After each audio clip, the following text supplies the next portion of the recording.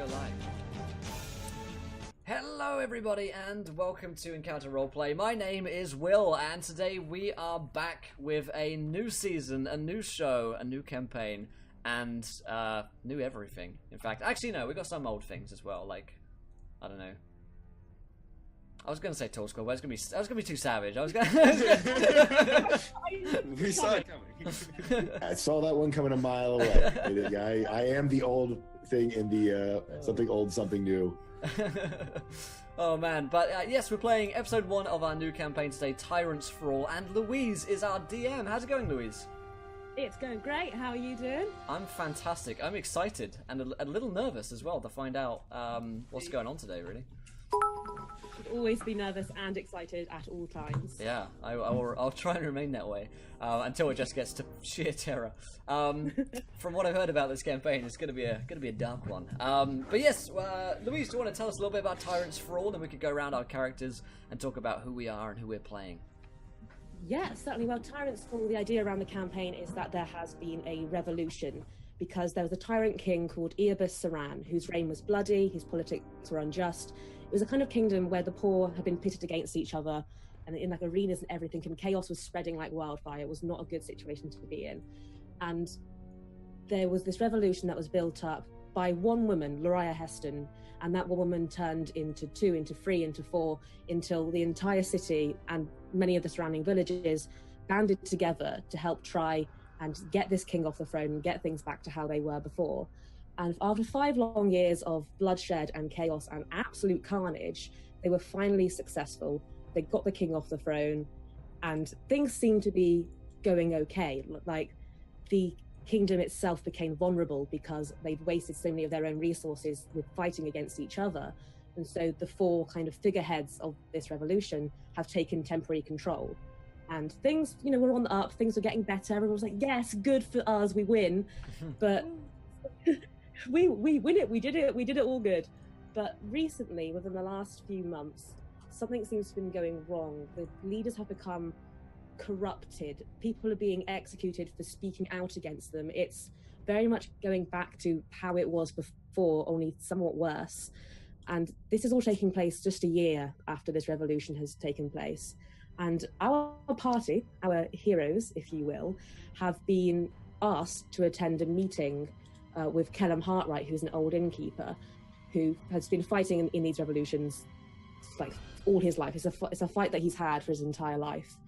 And he's asked the party to come and meet him because he believes that there's something else going on, and he wants to get to the bottom of it, to save the kingdom and to save the people that he fought alongside and that he did all of this for. And that's Tyrant's Thrall. Awesome. Good job. No, let's just dive into this then. So let's go around. For us. Yeah. Oh yeah, I was talking though. This is okay. Hi. Hi guys. How you doing? Don't worry. Imagine I was being really funny and witty all the way through that. I can't imagine that. Yeah, it's tough to imagine, isn't it? Really. Let's go around. Who are we? Who are we playing? Let's start with Speedy today. How's it going, Speedy? Hi, I am Speedy, or not so speedruns in chat. Today I'm playing Tyrus Blackhammer. He's a blacksmith from the capital. He grew up as an orphan on the streets and was eventually conscripted to take part in the wars that the army was fighting long ago. While there, he received a war injury, which prevented him from entering the battle. And so he walks with a limp to this day. But since he couldn't fight in the battles, he took up another trade within the army. He became a blacksmith. He trained under a dwarf and took his last name of Blackhammer. And from there, chose to eventually leave and find his own path, making his own private blacksmith shop in the capital. When the revolution began to grow, he wanted to, find a better life for him and his wife and daughter. And so he began to support this resistance strongly, selling weapons to the revolutionaries. And when it kicked off, he began to sell them even more. And he, while supporting the revolution, he was able to make a good deal of money just off of that. So he's profited greatly from the war, and now that the war is over, he's seeing this revolution having died down and going back to the old ways. He is determined to, once again, for the sake of his family, make a better kingdom. Fantastic. Torskul, tell us about Flinric. So I am playing Flinric, who is a bronze dragonborn war cleric, who actually served underneath of one of the leaders of the, served in his army, was not like directly underneath him, but served within the armies of Terian Linux, who was a general who defected from the old Tyrant and helped the rebellion to overthrow the king during that time. He is like I said, a war cleric of the Red Knight, who is a Our Lady of Strategy, who basically is very much about war and strategy, and sometimes sacrifice for the sake of winning the war by potentially losing a battle. But he also is a cleric, and so very much is not a fan of death or destruction, but is willing to do so if need be. He wields a sort of a great mace, but instead of it sort of having the normal sort of just whatever on the top of it, his is actually carved out to be a like the chest piece of a knight, which is this holy symbol of his god, the Red Knight. And so basically it is this mace that is also sort of serves as his holy symbol, that when he's fighting with it and in war, the gleaming metal of this knight sort of carving on the top of it like a chess piece, when it gets caked in blood, becomes the Red Knight. Other than that, people don't know a whole lot about him. He again served as a medic in the legions, I guess, of Terian, and is coming to this meeting because he had hoped he'd put the war behind him. Thought that there was much blood and sacrifice to get us to this point, and it is somewhat disheartening to him, and especially with his strategic mind, to think that it might have all been for naught. Interesting. That's interesting. I'm going to be playing a character called Karazim tonight.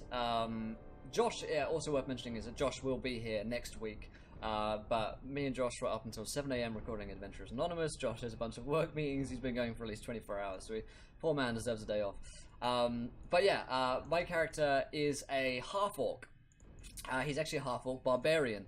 Is Karazim. He's not your standard half-orc kind of brute, although he is incredibly strong and muscular, I suppose. A lot of the time he'll wear a shabby shawl, like the one I'm wearing right now, a cowl over his head, to hide his true power and strength, because a lot of people will fear him, and Karazim doesn't really like to be feared. He too once served with Terian Linux, the general, and Terian taught him everything he knows about war and everything he knows about battle.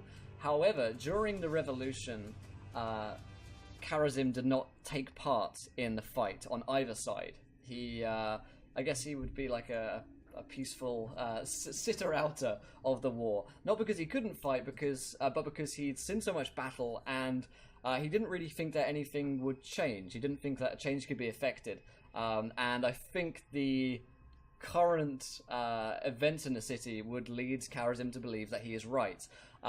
He does have a wife and kids that he thinks about, so he's tries not to throw himself into battle as he used to do when he served with Terian.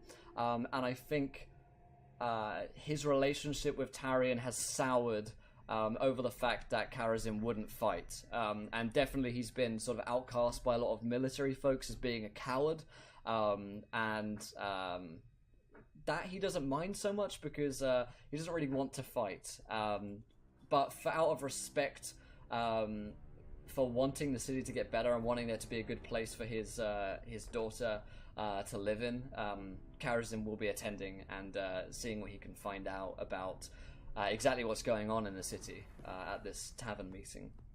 So, yeah, he does carry weaponry on him. He does have a long sword at his hip.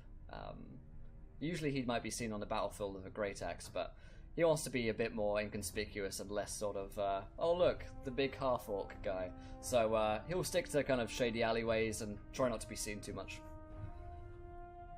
So that's my character. Only other thing, I guess, is follow, retweet, subscribe.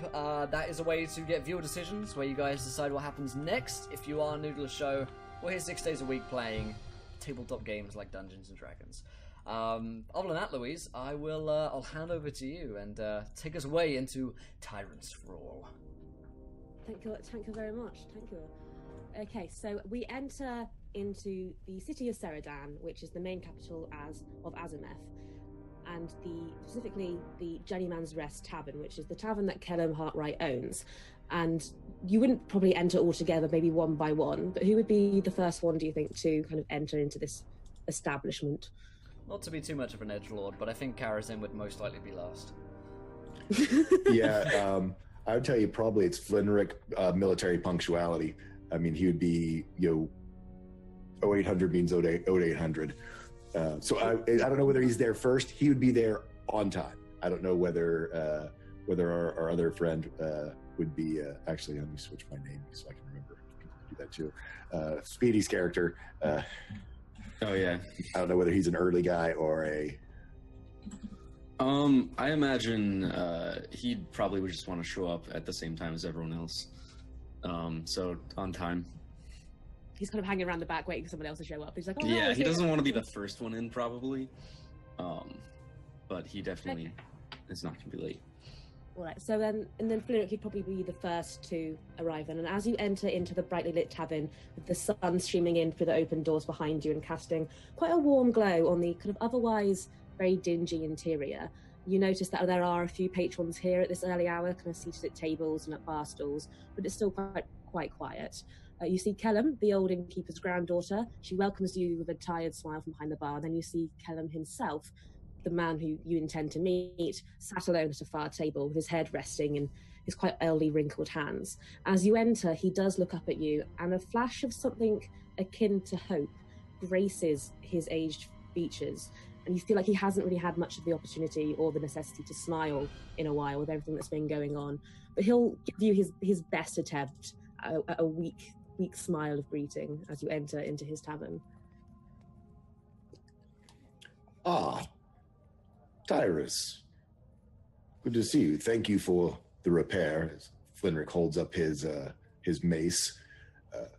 It was needed some care since the final battle, and I know you had quite a list of people. Thank you for working me in. Anytime. The Weathered Anvil will always accept any customers they can take. Yes, of course. So you were summoned as well? Seems so. No secret that,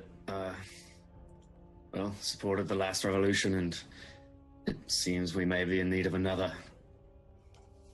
Let's hope it doesn't come to that. I would hate to think that all that was lost was for naught. Shall we see what this is all about? Suppose so. Let us enter. Head over to see, I just lost his name. I need to start taking my notes already. Kellum Heartlight. Kellum. And I assume, we know him. He's a known bartender. This is a known bar that we would have visited before. Yeah. He's quite well known within the community, not only for his efforts during the revolution, but for being a kind of trustworthy guy and a good bartender as well. Kellum. Kind of one that Appreciate it, man. Kellum, well met. You. Thank you, Flinrick, for coming. I appreciate it. It's been a difficult time. I understand that things may have not been good for you guys either, so I appreciate you taking the time to come and see me. It's been not as we'd hoped. No, but not as anyone's hoped, I would think. I don't quite know what to think of all that's been going on. Please take a seat. Where are my manners? Take a seat. Would you like a drink? I'll have an ale. Yes. He'll motion over to his daughter, his granddaughter behind the bar, and she'll start pouring some drinks for you as you take a seat next to him. I think Karazin will kind of slink into the bar, like big kind of hulky stature, but trying to be sort of quiet. And he'll just kind of like look around, head down, and sort of head over. Karazin, thank you again for coming. I appreciate it. It has been quite short notice. Yeah, no, it's fine. I wanted to know what it was about, so I came, but I don't know any more than that. Yes, well, I suppose I should get right to the point. As you all know, this revolution quite hasn't had the effect we hoped it would. He'll lower his voice for this part, kind of look around. I grow worried more and more so every day for the fate of this kingdom, for this city, for this people. They say the leaders have grown corrupted, morally bankrupt. This power has changed them, but I'm afraid I can't agree with that. I fought with these men, these women, for 5 long years, and I'd fight with them again. I fought with you, and well, most of you. He'll look to Karazin slightly. Yeah, I meet his eyes. But I fear now we need to band together more than before. I cannot tell you what is happening. If I knew, perhaps things would be different, but I'm not prepared to sit here and accept this is the best that we can do. They've planned the festival for today, I'm sure you've heard. The big festival that will make everything right again and will make everybody forget what's been happening. Dent is set to be there. He will make some speech. He's set to make some announcement, and I hate to say that I no longer trust him or the work that he's done for this revolution, this cause. I'd go myself, but I'm somewhat unwanted by him now. I fear if I make too much of a nuisance, I may go the same way as the others. Welcome. And so we come to why I asked you here. I need somebody to go to this festival, to hear what he has to say, and find out, once and for all, what is happening here, what is happening in this kingdom, and what has happened to our leaders. I can make it worth your while. Please, I need you.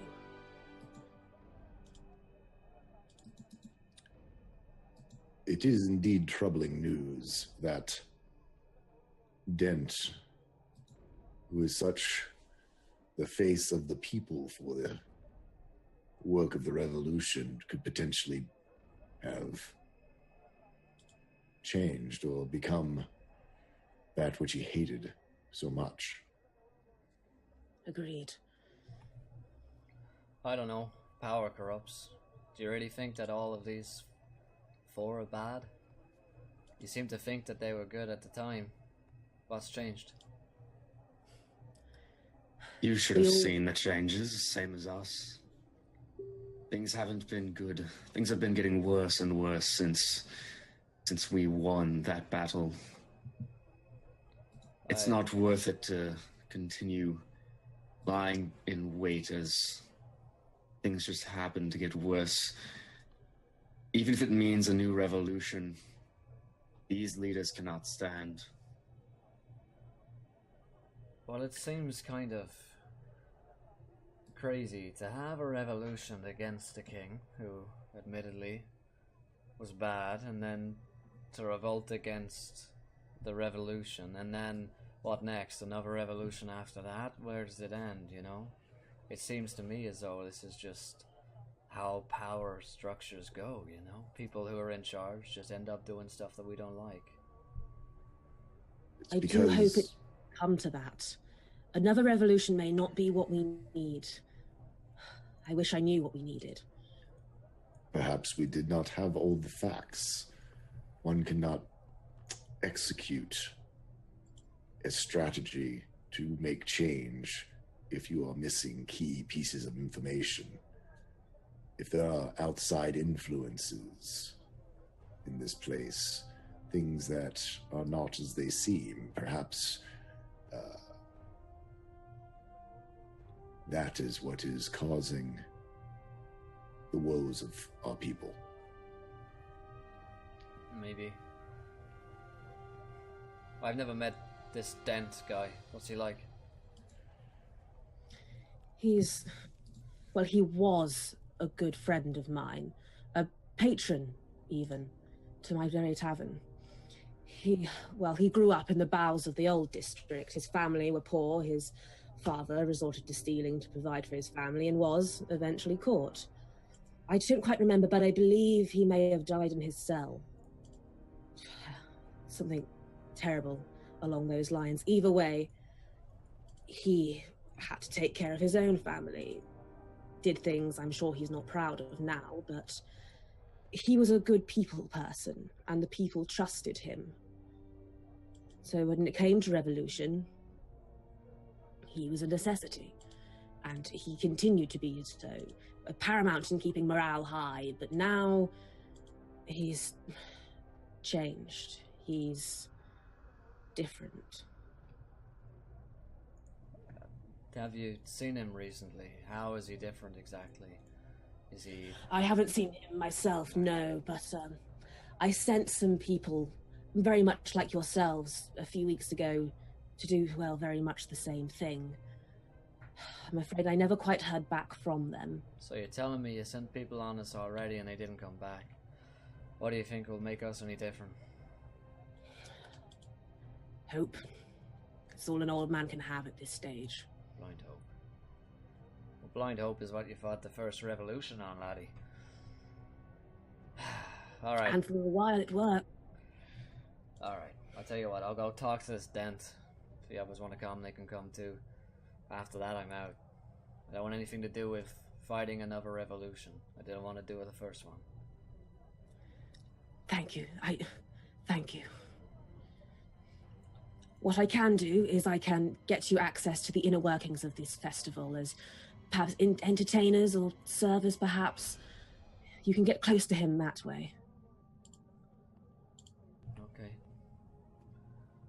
Well, should we expect him to be dangerous? You say he's been killing people or making people disappear. Yes, well, as always, watch your back around him. He himself wouldn't resort to violence against you, but he does have his personal guard around him at all times. Keep a wary eye on each other and on him. Alright, well, hopefully things can go down peacefully. I'll have a conversation with Dent, we'll see if anything's up, and when he tells us to fuck off, we'll fuck off. Conversation is all this needs to be. But if things do turn sour, I intend to... Well, I don't intend to let it slide peacefully. Be careful not to start another revolution before you're ready to. My weapons shop has been stocked ever since. Ready at a moment's notice. We will see what information we need to gather to formulate our next plan. We must not be hasty in this. Karazim will nod and wait at the doorway, I guess. So the plan is, yes, to go to the festival, have a great time, Yeah. find out what's going on. Yeah, just have a great time. Man, Karazim is so much edgier than If we find out what's going on, I guess. Yeah, head to the festival, try and keep a low profile, talk to Dent if we can, see if he's secretly, I don't know, an evil monster in disguise, and then run away if he is. Sounds good. Sounds good. Well, you do have a few hours before the festival is set to take place. So, is there anything you'd like to do in the city leading up to that time? Perhaps sort out any personal affairs, get anything ready for the festival, plan some more. You can do that within this time period. Tell my wife and kids I'm out working for anything. Yeah. Tell my wife and daughter I love them. I actually see, I'm assuming, as a festival goes, there probably is a first aid station, type idea. So see if my order, or, maybe go and volunteer to work festival, take care of the drunks.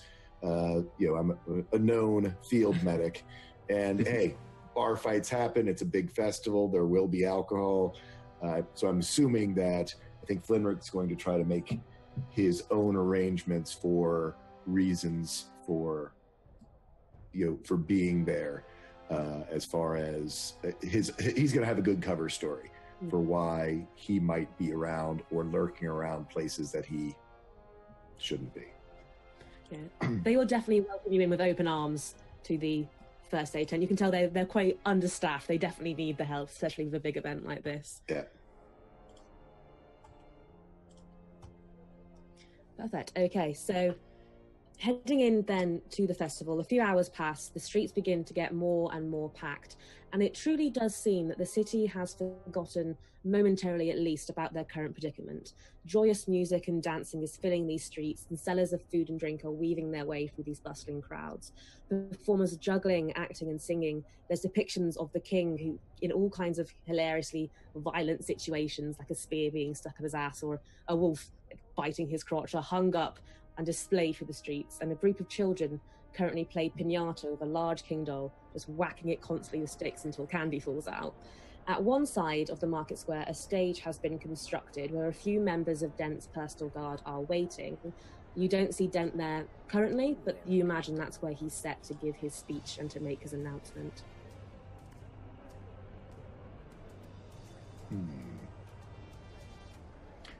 I sort of put on take whatever sort of schmuck apron, any if they've got any kind of something as an indicator is that I'm a one of the medics for the festival, or just take the equivalent of a doctor's bag, and just start sort of making my way around the party, looking for splinters, looking whatever little truly making my way towards the stage, finding injuries to treat along the way, so to speak.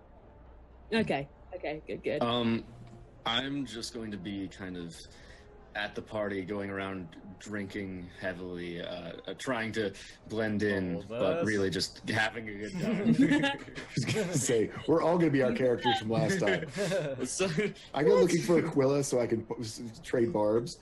I think Aquila is the goddess of this world. Yeah. Yes. Karazim will kind of sift his way through the crowd. Maybe he has a drink in hand, but he's not drinking from it, so he looks like he's a bit more in place. He'll stick with Tyrus for now, and just kind of pad alongside him, trying not to draw too much attention to himself. Although ironically, he probably looks quite out of place in a festival that's quite big. How big is he? He's 6'5", so he's a big guy. And he's quite bulky, but he's not like gigantic height. Okay. Yeah. So I mean, he's about the same size actually as Flinrick then. So Flinrick's actually a little bit taller, but probably maybe not as heavily built. Yeah, stocky. Yeah. Okay. So I'm gonna follow Tyrus. Well, we actually have a viewer decision, I believe, to be made. Indeed, we do. Louise, what do you want this viewer decision to be about? Well, it's my first viewer decision. Oh my gosh. So our players are currently at a happy, fun, cool time festival. Mm-hmm. Viewer decision. What's happening at this festival? What happens at Third Festival? Ooh, okay. Something happens at a festival, guys. Underneath that line in chat, throw some ideas as to an event which could occur at our festival here. What could go wrong? Letting chat decide. What could possibly go wrong? What Tarascapiers? Yeah. What could go wrong is more the question. Yeah. can I do like a perception or something just to see if I can sort of keep an eye out for the form of Karazim, just to knowing that I sort of stick above the crowd, he sticks above the crowd, so I can kind of keep an eye on where my partners in crime are. Yeah, go for it. Give me that roll. 13 to try to keep an eye on them. I know it's a busy festival. I'm distracting myself as well. I'd say you lose sight of them a few times, but generally you can keep a pretty good idea of where they are, especially because Karazim is as tall as he is. He's kind of towers above the rest. You lose Tiras quite a lot, but you can pretty much always keep your eye on Karazim. Very good. So yeah, no, as I, again, keep sort of working my way towards, I kind of have prime position whenever something begins on the stage is what I'm trying to position myself. Okay. Yeah, I'll position myself to be, we wanted to go and talk to Dent. He had Kellum said he could give us access to like the back tents or areas. Is that like before the speech? Do we know if that's happening soon, or would it be better for us to kind of like dive in now before he goes off? You believe the speech will be happening quite soon. You're not necessarily sure when. With the buzz of the crowd, everyone's crowding around the stage. Okay. Yeah, I think in that case, Karazim will wait. Not really the kind of person to make a first move, and he'll watch until a guy comes out. Okay. So a few minutes later, it takes a few minutes, but eventually the kind of in the background a tent door is kind of parted, and you see the figure of Dent make his way through the back and upwards towards the stage, and the crowd just goes silent. There's no sense of the excitement that was there before. Everyone is kind of on edge, and they're just silently waiting as Dent climbs up to the side of the stage and onto said stage and approaches the front, and with a big smile, a charismatic smile, he speaks out to the assembled crowd. And he'll do that thing where he like points at a few people that he recognizes and be like, "Oh, all right, how's it going?" Kind of try to kind of rile the crowd up a little bit and make things a little less awkward than it currently is. And he'll then address the crowd and say, "It has been a glorious year for the fine people of Azeneth, and a hard-earned victory with hard-earned rewards. This transition, yes, has been tough on us all, and no man knows more than I what you have all sacrificed to be here today, and we are eternally grateful for your efforts. It is the people that won this revolution. The revolt was merely a powerless idea until the brave members of this community stepped forwards, and we commend you. That is why I come to you today on this happiest of days as we celebrate our freedom. You are capable and strong. You proved that over the last 6 years. You did not need Erebus's guards holding you back and keeping you down. You do not need our guards now to do the same." And there's a moment of silence again where everyone's not really sure where he's heading with this.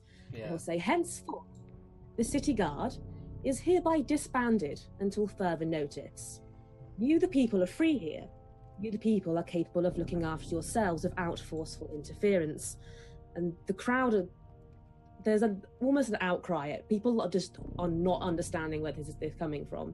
"And let it be known that if any among you seek an opportunity to perform perhaps traitorous acts in the wake of this decision, know that our newly appointed and highly trained treason officers will not hesitate in punishment. But I do know that none of you would be mad enough to resort to that. We simply trust you, and we know that this is a good decision for the city and a good decision for Azeneth." And he'll start stepping down from the stage, and people are just going to start yelling. Just fear is taking over them at this stage. The city guard is being disbanded. Sounds like a terrible idea to them because it's going to make them so much less safe than they were before. And he just will not pay attention, and he starts walking away. Looks to Tyrant with kind of wide eye. Shoots a glance over to Flinrick if we can see him in the crowd, and kind of like head motion, like, "Let's talk to this guy." Yeah. So you head over to where the back guard is, and a couple of security guards will come out and stop you, and they'll be like, "All right, where you going, lads?" Kellum Kellum said that we could speak with Mr. Dent. Oh, he did he? That's right. Said we might be able to find work as one of these new treason officers. Are you? So you're interested in signing up, are you?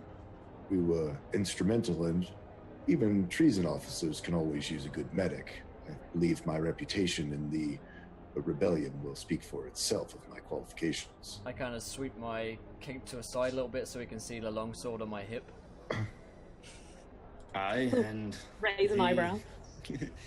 And whether treason officer or city guard, you still need the same steel. I'm sure you're familiar with the use of my weapons in the revolution. So do you want to roll me a persuasion check? I can do that. Not me. No! I mean, is Good it job. all of us or just the one? You can all roll me one.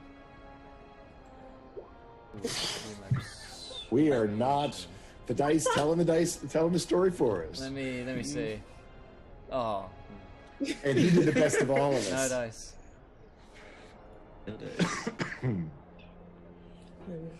I don't know about this, you guys. It takes a lot more than just showing up here and saying that you're interested to become a treason officer. We've got a you know? recommendation from Kellum, though. Yeah, you've got a recommendation from an old drunk. Congratulations.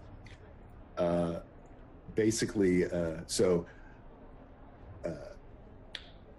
Flinrick opens his mouth just a little bit and starts to let his lightning breath build within his jaws, and goes, I don't believe you're qualified to make that decision for Dent. You will let us in and talk to him, and I'd like to do an intimidation check. Roll that for me. 18 Oh, with a little yes. Much lightning nicer. crackling out of my draconian jaws. He will stammer back. He was definitely not expecting you to open your mouth and to start lightning talking. That was not an idea that he had that was thought was going to happen. But I mean, yeah, no, yeah, sure, go right ahead. Yeah, Thank you. just close your mouth, please. So I sort of go ahead and I give him a real nasty draconian toothy grin, that looks far more savage. It's like when a Doberman smiles. I wanna say Karazim like closes the jaw for him. Like, come on now. So you head past the now terrified guards, and you do see the figure of Dent about to walk into what looks like a kind of pop-up tent that he seemed to be using. Head after him. Yeah. Call out. Call out Kellum. Dent. Or Dent, yeah. That one. He will. That's the name. He'll spin around at the mention of his name and look quite confused. Firstly, that you've been let in, but after a while, he will smile again at you. I'm like, oh, greetings, my friends. What brings you to see me? You're interested in this new order that you are preparing? Possibly. Yes. Brilliant, isn't it? For what purpose? How do you break it to him? Sorry, buddy. Well, it was my own idea, you see. When I was growing up around here, when we were under the rule of of Erebus, his guards were not the greatest. Let's put it that way, to put it lightly. We are tired of oppression in this kingdom. We've had far too much of it. Guard seems now just to be another translation of oppression, and simply we will not stand for it. These people are clever and capable, and they can look after themselves without interference. Dent, I don't know if you're tracking this one, but guard is one thing. I can understand there are some negative connotations with them, but the term treason officer definitely does not sound out, roses and doves to me. I'm much more thinking treason officer. sounds like a bad kind of guy. You know? You feel me? I admit the name perhaps might need some work, but the officers themselves, I can assure you, are highly trained. There will be no shenanigans, let's say, with them. They are simply here to do their job, as the rest of us are. Who's training these officers, if you don't mind me asking? Why, Terian? Of course. Who else?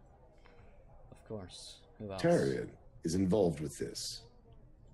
Of course, yes, we work as a team. I share a look with Flinrick.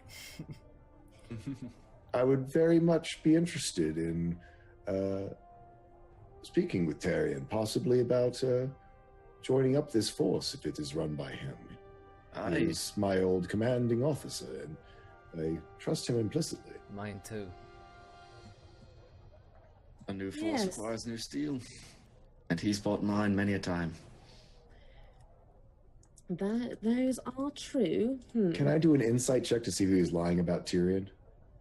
Yeah, give me that roll. I also want to inquire 23. about the exact purpose of the treason officer and the methods of execution with which they execute the will of the I city. think it's pretty self-explanatory. Yeah. Have you heard? Listen, Dan. Have you heard of the Gestapo? Let's talk here. Then maybe that's a better name. Yeah, I got a good name for you. That way people don't immediately know what it is. They So- need The to hire a new KGB. Yeah.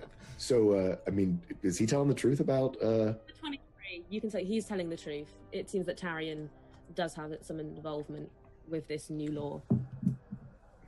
Right. Boy, that's going to be interesting. Yeah. I'm regretting some background choices I made. Mine are validated.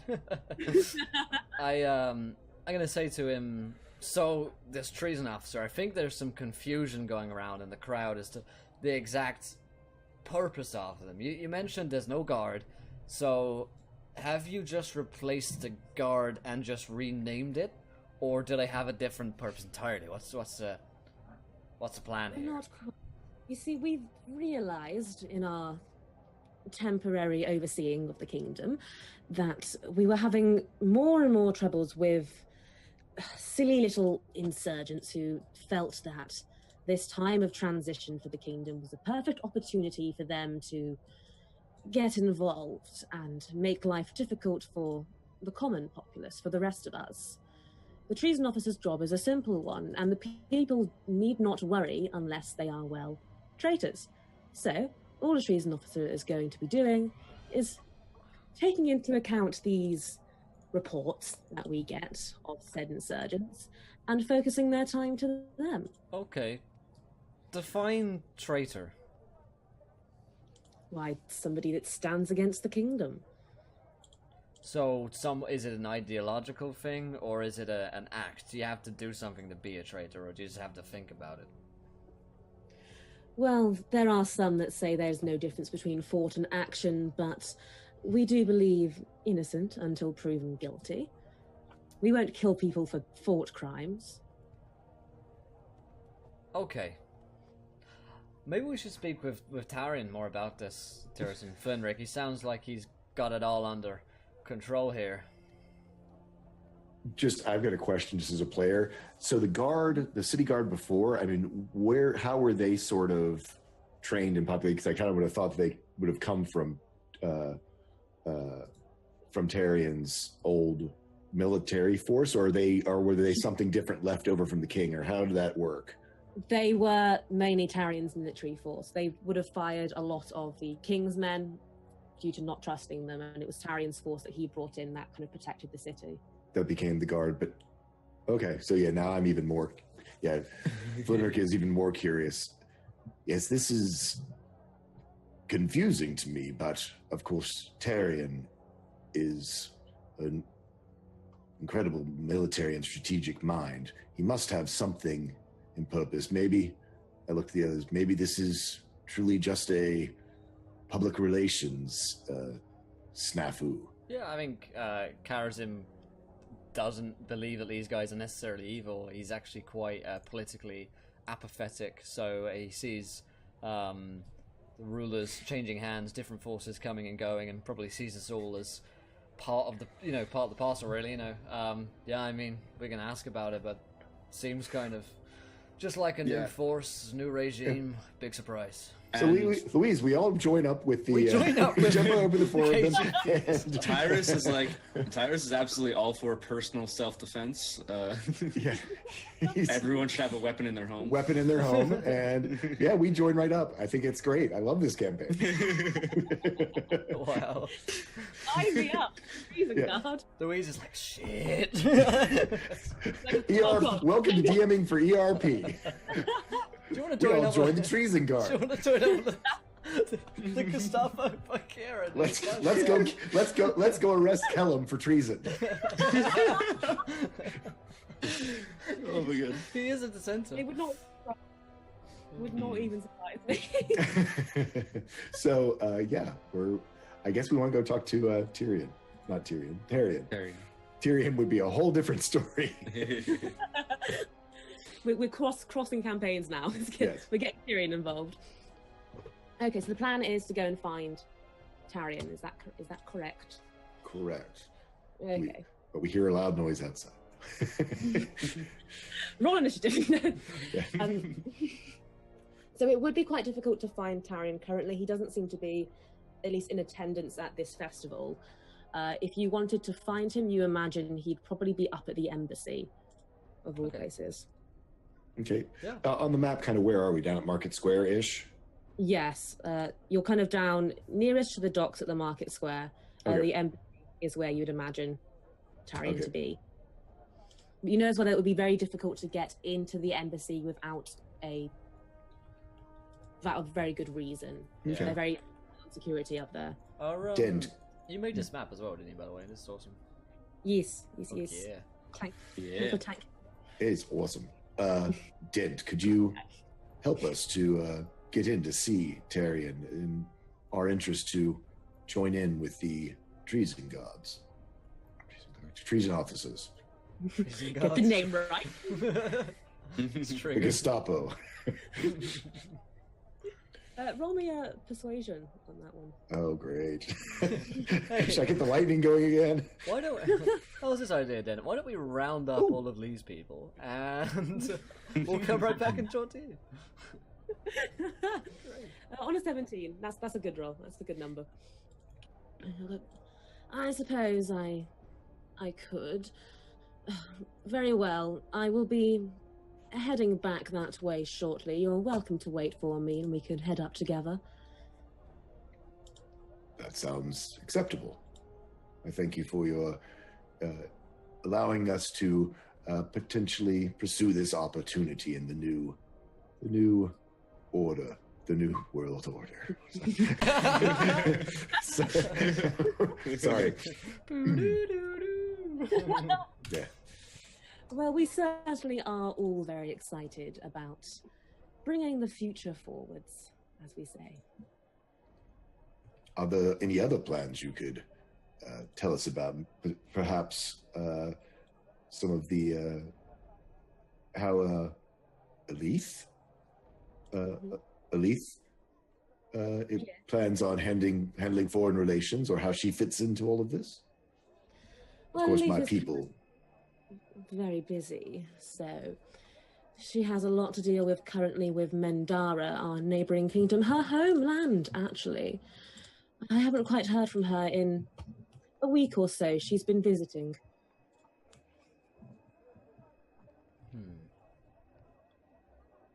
Doing the job as an ambassador should, I suppose. I would like to insight on whether she's been visiting. You can roll me an insight on whether she's been visiting. Yeah, he's Mr. Strategy. He's all about collecting info. 25. That's a damn good roll. You think in fact he's lying about something to do with Elif. Okay. He definitely doesn't seem to be visiting anywhere. Okay. I was gonna say I'm also impaired or up. Everyone's against me. Yeah, I'm gonna keep quiet and like hang back from the group a little bit. Try not to gain Dent's ire. Karazin definitely doesn't want to be known by this guy very much, so I'm gonna follow into the embassy there. I guess we have to wait for him to finish his duties here, right? Yeah. So he will disappear away inside of the tent, kind of expecting you to wait outside.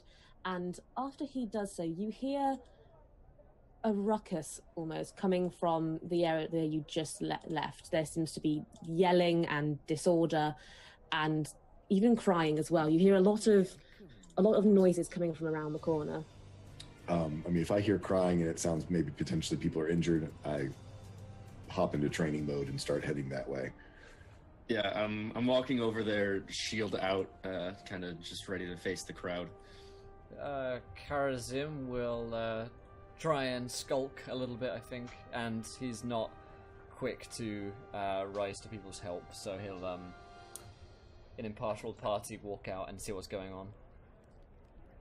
Okay, so as you round back over around the corner, back into the main square, you see that there quite a large fight has broken out in the middle of the square between the citizens of the city, and there seems to be one man kind of sitting out just outside of this like ring of like just chaos. He's yelling just over and over again, "The goddess Aquila will have her revenge!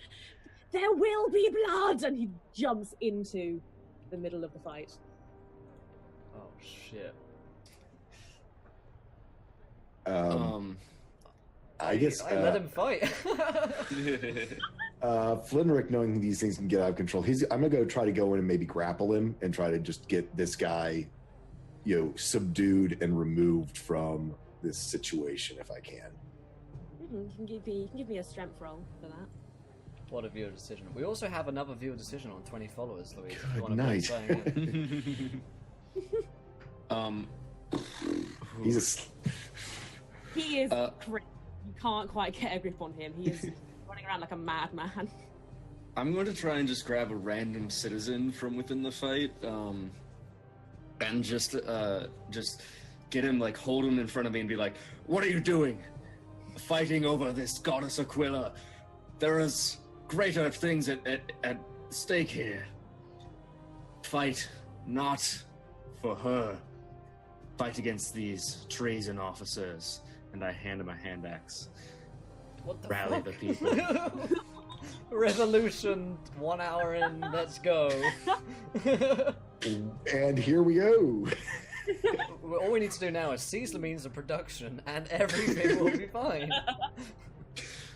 Where's Jan Ehrlich when we need him? This is my 16-year-old dream. Revolution. Oh my gosh. Okay, so you're trying to turn this citizen onto the treason officers, is that correct? Yes, and try and following that, hopefully the rest of the crowd. Are there actual treason officers here yet? You imagine there's the personal guards still of Dent, which number about 10. You imagine at least some of them will probably be. And are there any city guard who basically just lost their jobs around? You give me a perception check. Tyrus, I'm gonna need a sickle.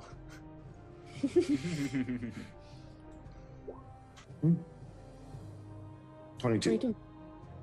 You see there is one city guard who you actually notice to be the head of the city guard, and he is currently getting blind drunk, just kind of off into the corner, just yelling at himself. Ooh. Yeah, he suddenly is out of work. Is he actually one of Tyrus's men? He would have been. You would recognize him. I'm sorry, Tyrion's men. You would recognize him personally as Joseph Chen, the head of the city guard. Well, ex-head of the city guard now. Okay. He's been fucking demoted overnight, isn't he?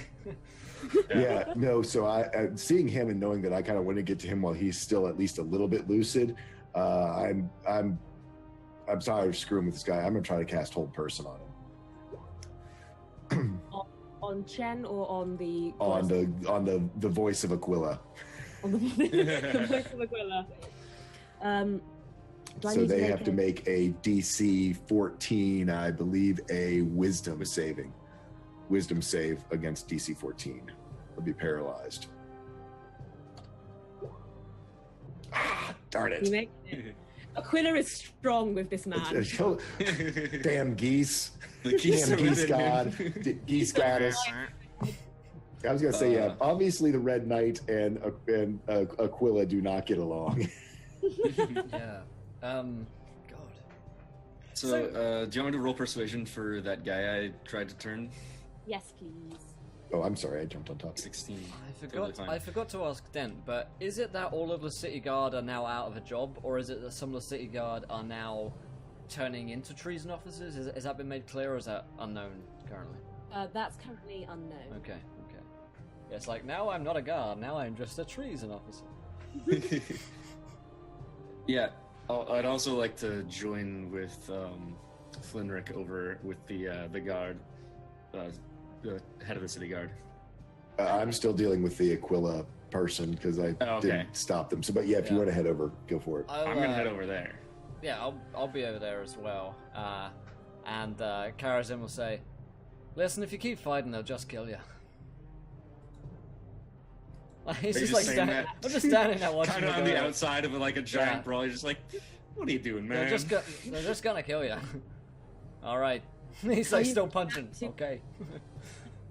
Are you saying that to the Aquila man or to the guard? Aquila bro. Aquila bro. Yeah. That's what the servants are called. Is He the guard? flexes. So I'm confused by terms. Is the guard a treason officer or is he a ex-guard? He's ex-guard. Yeah. Okay, so I'm gonna, put a hand on his shoulder and say, "Listen, mate, do you have any authority here now?" No, I've lost everything.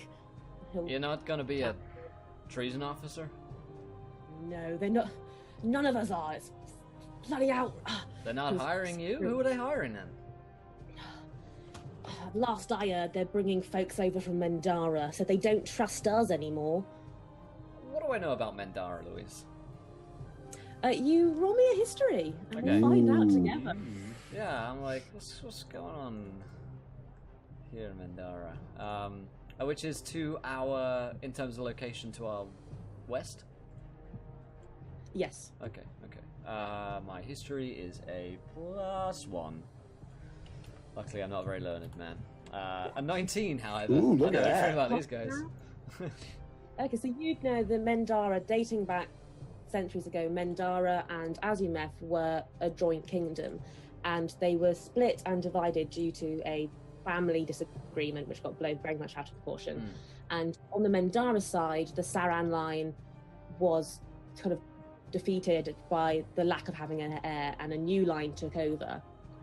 And you know that there is a sort of an alliance going on, and especially with Elise, who is the delegate from Mendara now, kind of working to keep Azumeth going. There is kind of like an alliance happening, but it's always a bit tentative. Right. It's always a bit like, oh, we're better than you, we're better than... What are the... So there's no family blood anymore between the two. Is that correct? Because since we killed our king, they killed had no heir. So right now they're two countries that no longer have any blood between the two of them. Correct. Gotcha. And in terms of what are the people similar to us? Are they a race of like dwarves, or are they just a free people, I guess? They're a free people. It's kind of a mix and match, a melting pot of all different races. So so I don't think Karazim is anything to like necessarily suspect. And Karazim will say, well, outsourcing and all that.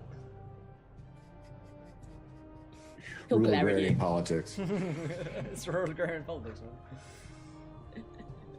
I say, what you gonna do? We're watching this brawl happen whilst I'm talking to this guy. They're just still It's fighting. the night of the fights. The Aquila man has murdered 6 people or something. Oh, what can I do? There's nothing left to do. Just drink more, I suppose. Sounds like a plan. Don't go starting any revolutions, buddy. And I pat him on the back. That's your tagline. I'm gonna turn to him and I'm gonna say, "You've lost your job. As of all your men. You've lost your job. You should join the revolution. But your men, they're lost still your loyal job. to you, are they not? It's like an advert for terrorists. Lost your job? Not being compensated enough? Join the revolution. You said, It's just like a Fist in the thumbs up, air. like, the kingdom no longer wants you, but you still have your men loyal to you. If they won't hire them either, I don't see why they wouldn't follow you now. These treason officers, they're not for the kingdom. They're not for the people. They're for the 4 people who claim to be for us. and Hey, they've we don't turned. know any of that right yet. Can we find out some more about these guys before we go painting them black and white and starting revolutions and people dying? I want to make sure they're the bad guys before you start fighting them, and then I'll watch. I think it's clear they're not the best of men at this What point. have, what have they done to you? They've done nothing to you. They've done nothing to no They one. just fired this guy. That's not a Good man. That's not let's a go to crime. war. Let's unionize. You know, like, that's not a crime to fire someone. it should dismantling an officer force, dismantling the city guard, Well, the they police put a new force in of the city. charge. They've just renamed them. I don't think it's that unreasonable, Tyrus. I feel like you're getting things out of hand here. Starting revolutions, you're gonna get yourself and your family killed. My family is my business, not yours. Well, And I that's will what I'm protect telling them you with to everything mind I your. have. That's what I'm telling you to mind your business. Let's cool it down here. Let's try and get this guy calmed down. Let's find out about these evil officers of yours, and then we'll go starting wars when we need to. Has this guy? So has Aquila guy actually killed people? No, he is still yelling though, and he is still fighting everyone that comes anywhere near him. So I'm gonna non-lethal damage. Give him a good old. I'd either try to cold cock him or just clothesline him with the mace, with my mace. Let's see that roll. A 14 That's that hits. You hit. Give me your damage. for That's 10 a- bludgeoning damage. He drops to the ground. He's still conscious, but you just knock him straight over, and he's so winded. He's in the middle of saying, like, "Fuck you, Lucius!" Just down. Yeah, I hit him right in the stomach, basically to knock the breath out How of we him. all felt in embarrassment. Yeah, pretty much. Hey, what is? Yeah, I do the knock the wind out of him so he has no breath and try to leave him heaving on the ground. Well, he'll drop to the ground. And what was that for? You need to calm down.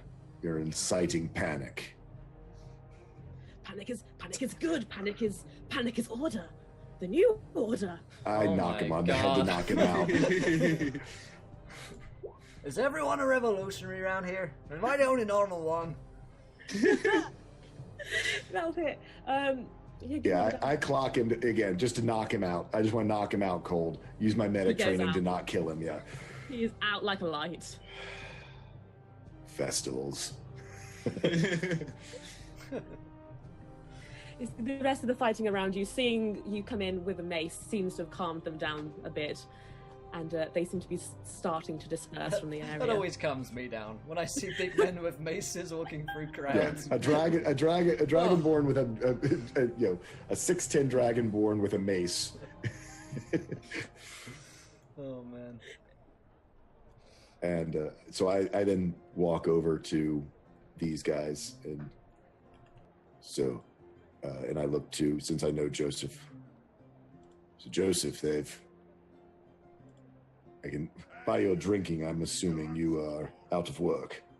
Yes, they've cut me off, cut me dry, cut me deep. And I look to the bartender, and I'm kind of like, yeah, I think it's time for us to cut you off too. Come on, my friend. Let's get you get you home to sleep this off. He'll shakily try and stand. And Uh, then stand again. How do you run your campaigns? Do you run your campaigns that heal can knock off the effects of alcohol, or is it poison, or do you just not let it allow it all? You can give it a go. You can 100% give it a go. Yeah, I'll throw a.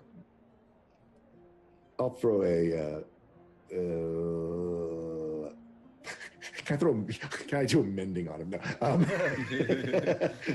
No, I'm not going to waste it. I'm not going to waste it. I'm Fix just his going to ideology. help him. I'm going to help him to his feet. I'm going to help him to his feet and try to get him. I assume we kind of know where he lives, or get him maybe to the first aid tent to let them deal with him. I'll say that. I take him to the first aid tent where they can give him an IV to sober him up. Yeah. As we, I guess, leave him behind, I'll say, you can't just keep on drinking away your sorrows. There's action to be taken. Come meet Kellum at his bar, if you want to make a Tyrus, change. what are you up to? Let's not go getting Kellum into any trouble here. Kellum's just asking around. He's an old guy. He's got a family. I know. Granddaughter. I know, Kellum. He's a good. He's a good one. He's a good one. That man. Now forget him. All right. Tyrus, we need to know more about what's going on before we start something too soon. I'm not saying something doesn't need to be started. It is most curious that Terian, no, my name's Terian. That Terian would remove his own trusted forces. These men have worked for him as long as I have, 8-10 years, to suddenly be replacing them. And who's he planning on replacing them with? These are the only soldiers we have. Consider me a neutral party. If I think that there's some shit going on, then feel free to start your own revolution. But I consider myself on no one's side right now.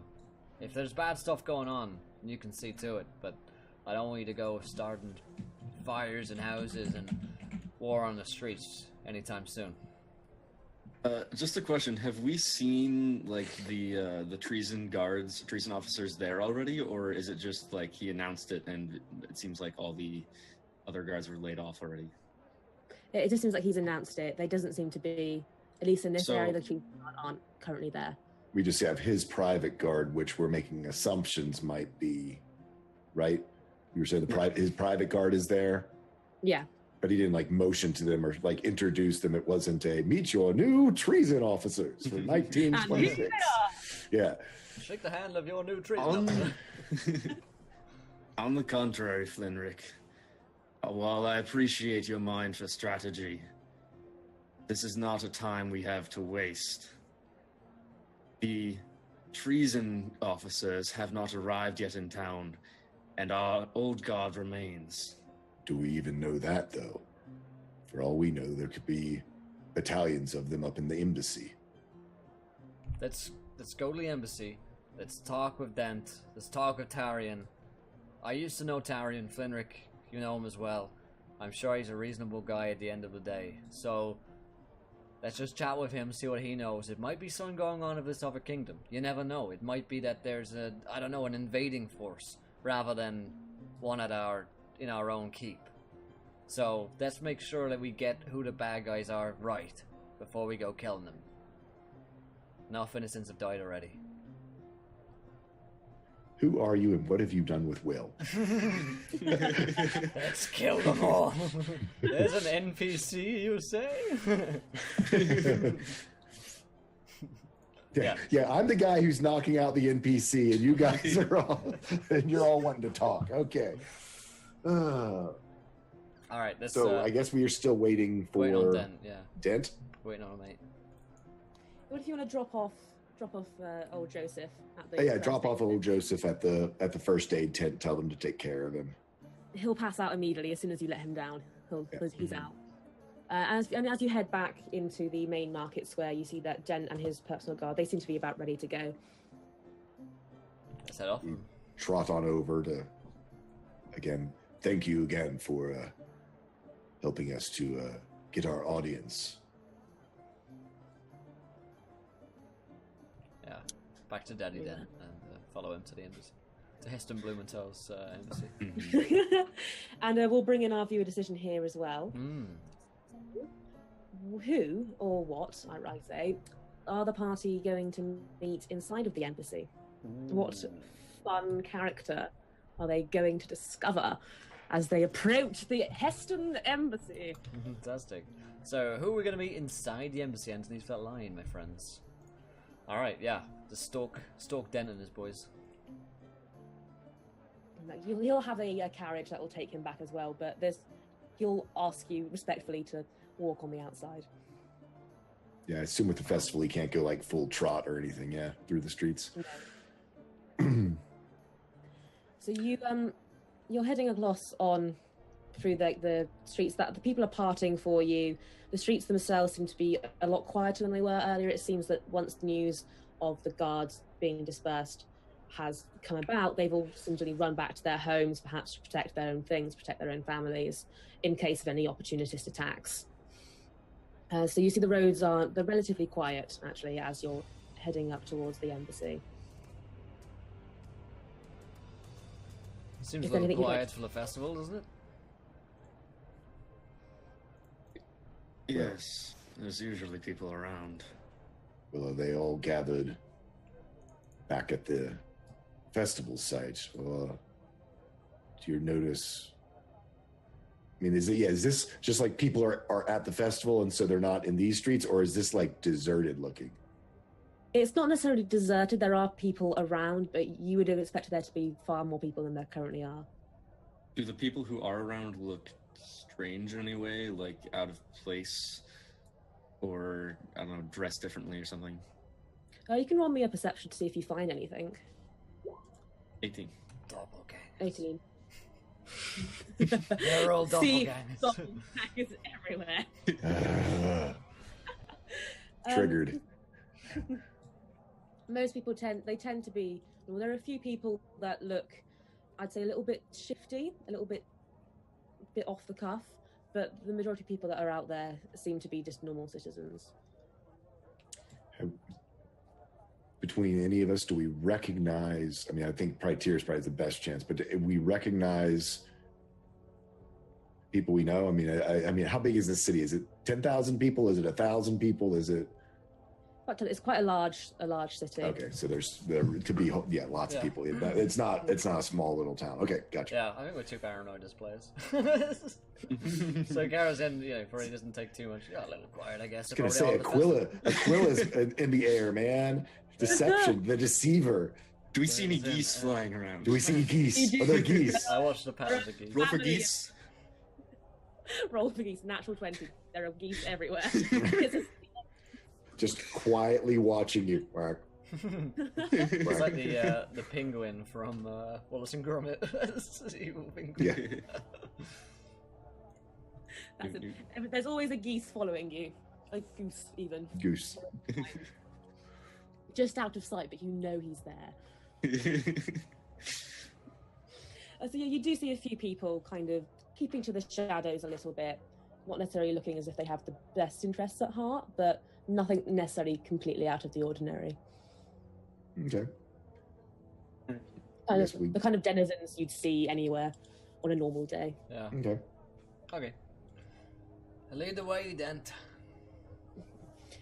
And the carriage will step back off again. And as you approach the embassy, another couple of guards come up. They check out the carriage, see that Dent is inside. They give you a bit of a strange look, not necessarily expecting him to have brought anybody back with him, but they will let him in without question, with you following in beside him.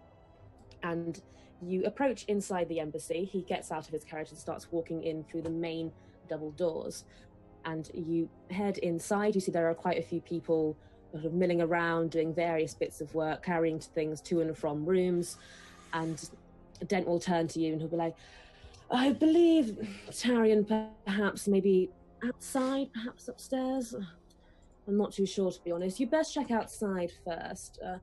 But please do make your business quick. We have a lot to attend to. Of course. Of course, we would not want to interrupt the matters of state. Head outside. He'll head off. I'm gonna say, there's definitely something a bit weird about that guy. I'll give you that much, Dearest. But then again... Did you just notice that? there's pretty odd things about you too. It's got a point. I'm just a normal man. Wife and daughter. I am the Same as you. proletariat. I head outside with the others. Yep. With the Tarian. Probably cowl up a little bit. Feels uncomfortable around government agencies. Yeah, I mean, having served underneath of him, I kind of, I guess, certainly know what he looks like, and seeing if I can track him down. Their training grounds or something like that where he might be out. There is a sort of kind of makeshift DIY training guards that seems to have been set up. You imagine that's probably where he'll be. Okay, so head that way. So and you do see, as you are approaching, you see a few figures in the training yard, one of which you do recognize to be Terian, the others of which you recognize to be perhaps like good friends of Terian, fighters as well, who are currently standing outside with him. One of them will approach you before you even get quite close to Terian, and so state your business. What are you doing here? I don't recognize you. I served underneath of Terian, and when I heard the announcement of the new treason officers, assumed that they might need a medic, and as always, I'm here to serve underneath my old commanding officer. All right. Name, please. Flinrick. And you served underneath him, is that right? Yes, I was one of the field medics of the 13th Regiment. Fantastic. Anybody else? Anyone else have any connection to Terian? Anyone? Tyrus. The name is Tyrus Blackhammer. If you hadn't heard of me, you haven't been paying attention to the war at all. It's my steel that won us this battle. I've heard of you, all right. Bloody never stop hearing about you because you never stop talking about yourself. Credit where credit is due. Karazin will remain quiet. What about your friend here as well? And he'll point to Karazin. I'm sure Terian will remember Karazin. Oh, you're sure, are you? You're sure he'll remember? You trust me on this one. He'll probably be more remembered than I will be. Well, Hard to forget a man that size. All I'm saying is do not come crying to me when you realise your lives aren't as important as you think they are, and he does not have the time to remember you. And he will, on that note, turn sharply. Sounds like he's in love with Tarian, but Tarian will never notice him. Don't be surprised. It happens all the time. Everyone. He doesn't see what's right in front of him. He'll whisper something in his ear. You imagine he's probably retelling. Maybe these people have come to see you. And Tarian will kind of look over. He'll nod at his friend, and he will start to approach you. How old is Tarian? He's getting on a bit now. You'd probably say late 50s. Okay. I'll keep my head slightly bowed with the cowl up as he approaches. I do whatever military greeting would be, whether it's a salute or whatever, what a lesser officer would ever in this world would do to their commanding officer. And as he approaches, he'll call out, "Well met, good friends. It is nice to see you all again."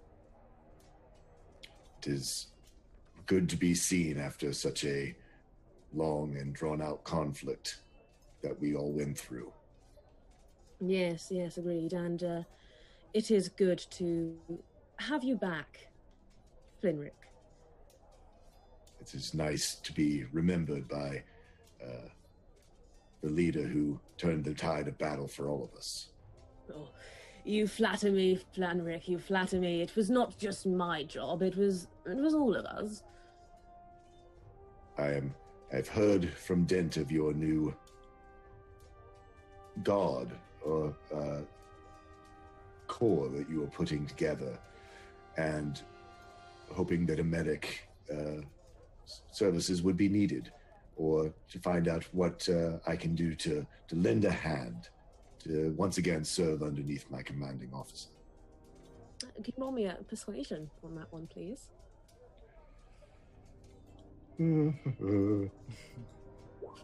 Yeah, that's a natural one. That's a natural one. Natural. Apparently, he doesn't like bootlickers. But we don't really need any extra help. Actually, I appreciate it, but I think we've got everything under control. Surely, a medic would find some place in your regimen, and I mean, even if it's just here at the garrison. You are not the only medic we know, Rick. Of course, you are exalted. You are very good at what you do, but you're not the only one. We have others. Fenrir kind of looks definitely crestfallen and kind of goes silent. What was the name of the city? Sorry, Louise. Seridan. Oh, Seridan. Seridan, which is in Mendara, right?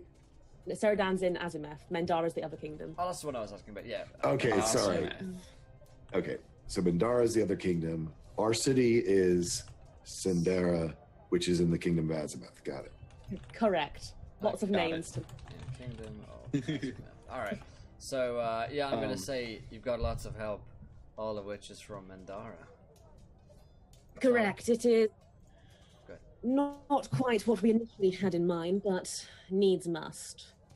What are the needs, Tyrant?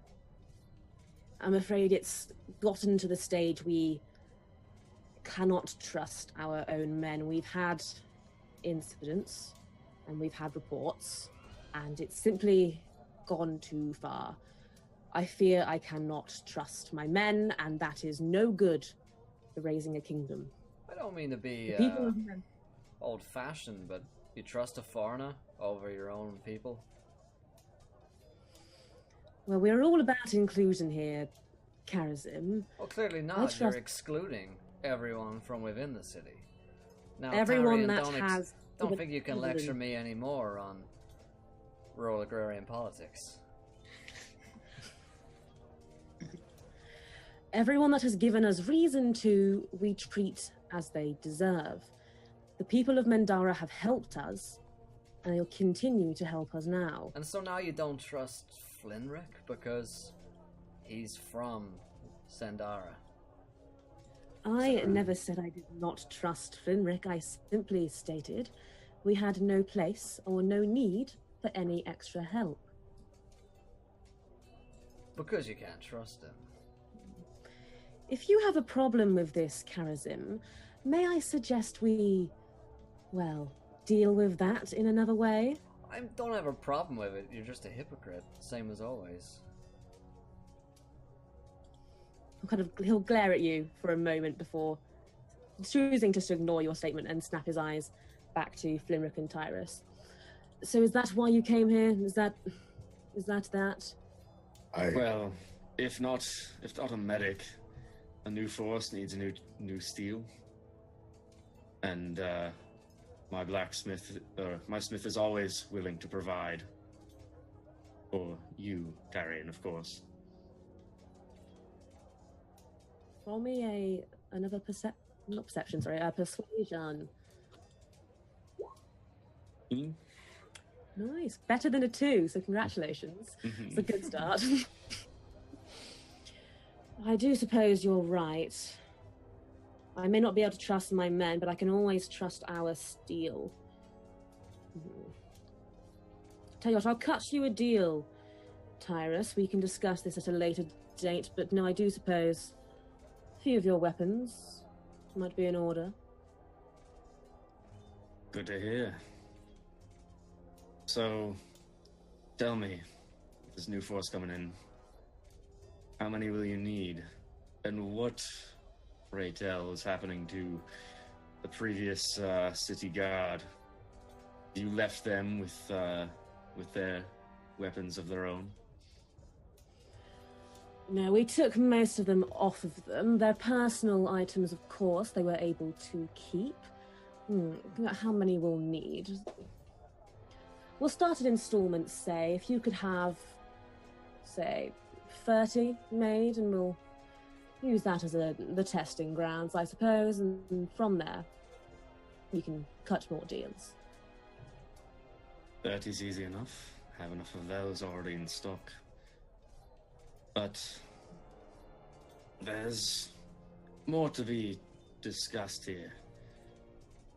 These troops that you're rallying, these troops from Mandara. Now, I don't mean to offend you in any way, but they're foreigners, and I know that, well, Garazim here is one of the citizens, one of many, who won't take kindly to that. Don't you think that you're more likely to have a bit of conflict within the city? Change always does frighten some people, I admit, but the people need not worry unless they have reason to. These new guards, yes, albeit maybe foreign, but they are just here to do their jobs the same as the rest of us. The people should not be alarmed unless they know something that would, perchance, make them alarmed. Perhaps if they were planning something themselves, that's the only reason they'd have to be cautious around these new men. Well, suppose if that's the case, then your officers may have a place here after all. I'd recommend, if you haven't thought of it already, use a heavy hand and don't be subversive with them. If you want the people to listen, you need to show them. We plan on showing them. Don't you worry about that, Tyrus. Well, word has been going of people disappearing in the night. This is not quite the tactic that I would expect of you, Terian, one who so boldly defected from the king. These people that you mention were traitors.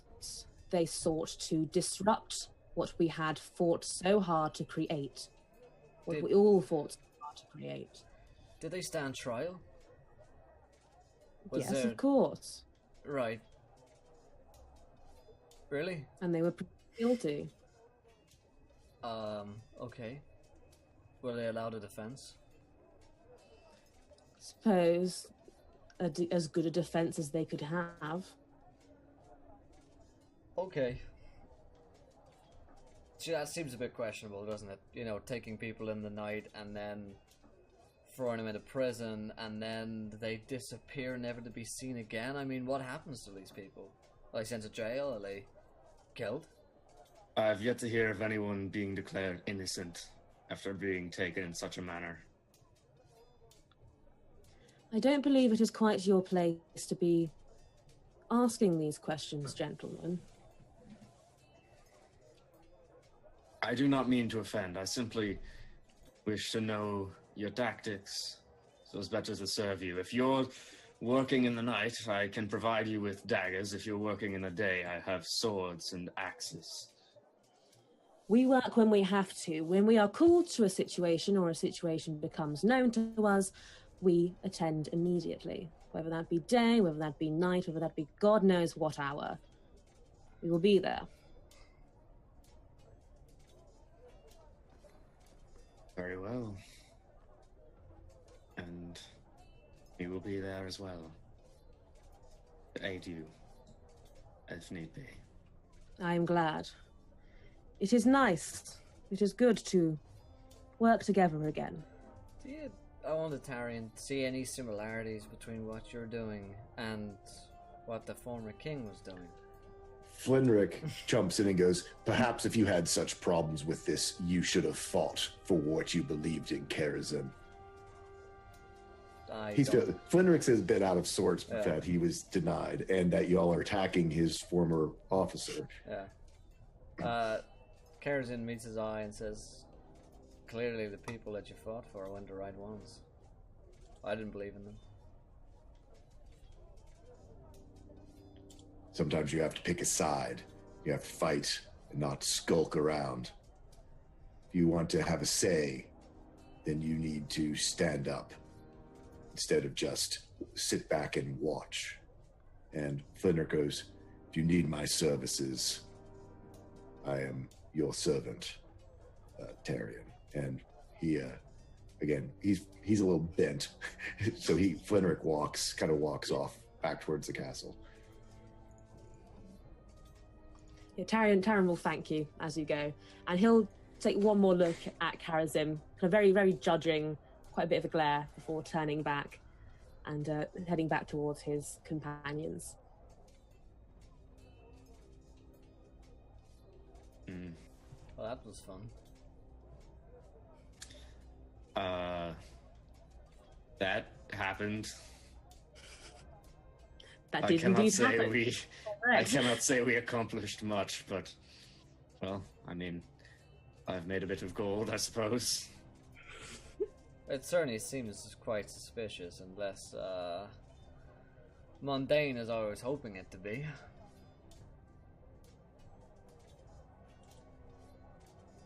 Yeah.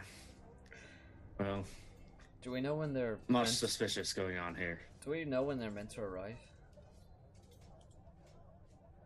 In or out of character? I don't... You wouldn't have necessarily heard when they're about to arrive, but you'd imagine realistically it wouldn't be too long if they've already disbanded.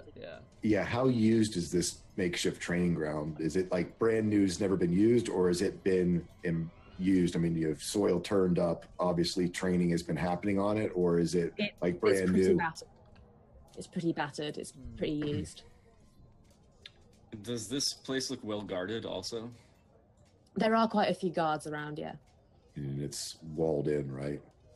Yeah. The whole shebang. Indeedy it is. Yeah, well, I think Karazim says, well, we've done what we said we'd do. Let's talk to Kellum. Let's go back to the bar and tell him what we know. Suppose that's the way. If we're lucky, Joseph will be there. You head back then inside the walls of the embassy to kind of reach to the other side. And as you do so, you notice that running up the stairs seems to be a gaggle of geese running, coming down. And they kind of run past you squeaking. It can't be. The gods are involved. And you see where these geese are running to. You see there is a figure stood solitary at the top of the ornate staircase. Her skin is fiery and smouldering. No. She holds clenched in her palm the shattered visage of a metal leaf. Her slightly out of place in this land toga is immaculate. It's immaculate and clean. Her blonde hair falls like a waterfall upon either side of her face. And she stares you down in all her glory. I run. Yeah, I make I don't know what the equivalent. We'll say because she's plays chess, so instead of being a cross, he does like a gambit. A move like how you move a knight is kind of how his religious symbol of he makes a symbol of the red knight and basically backs slowly away, just knowing that he's in the presence of Quick bow the nemesis of his goddess. Run away, just trying to like brush geese out of the way gently with my hammer. Yes, all the beasts. As you run away, Parting the geese. The geese will start attacking you as you start running.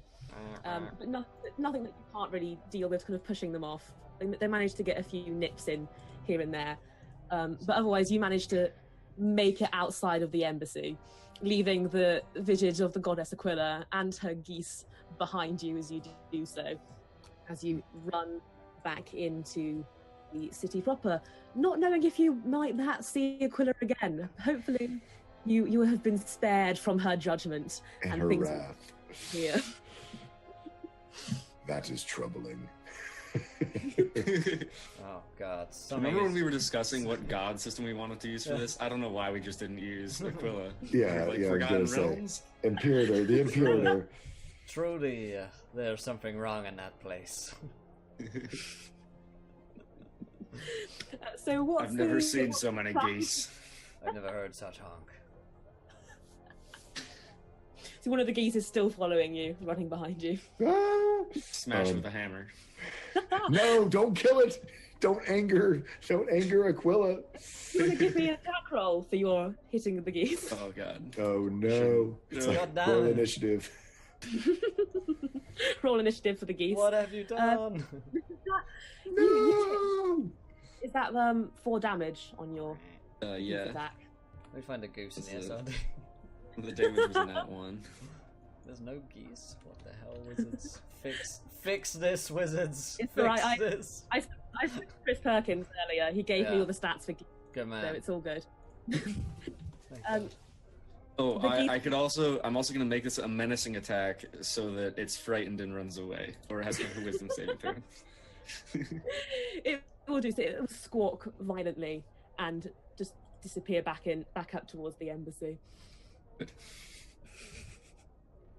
That'll show you, goose.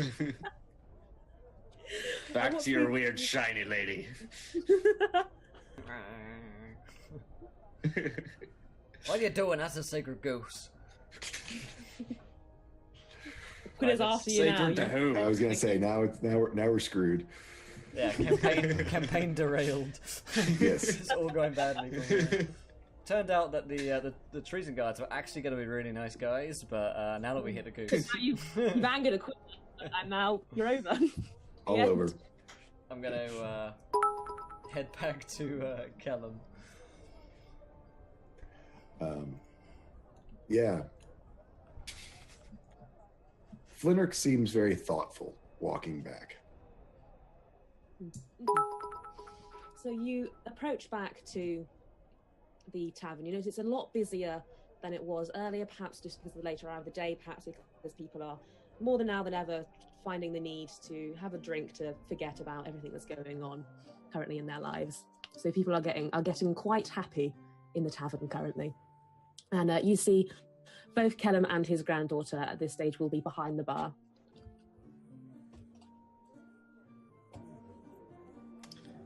Kellum. Oh, you've returned. What happened? Tell me everything. Okay. So, what we've learned is that the guard have been disbanded. You might have heard about that from some of the patrons around here today. There's no more city indeed. watch, and they've been replaced with these treason officers, which Dent says are there to protect people, but they seem like the people that are gonna be taking people from their homes at night and putting them on trial, and then who knows what happens to them. They're not recruiting the guards into the treason officers. It's only people from the kingdom of Mendara that are being enlisted, and Tyrant's in charge. In fact, Terian does not seem to be bringing in any of his old god. He, even with my offer, I find it very strange that he did not bring me into this god, into this new force. He is a shrewd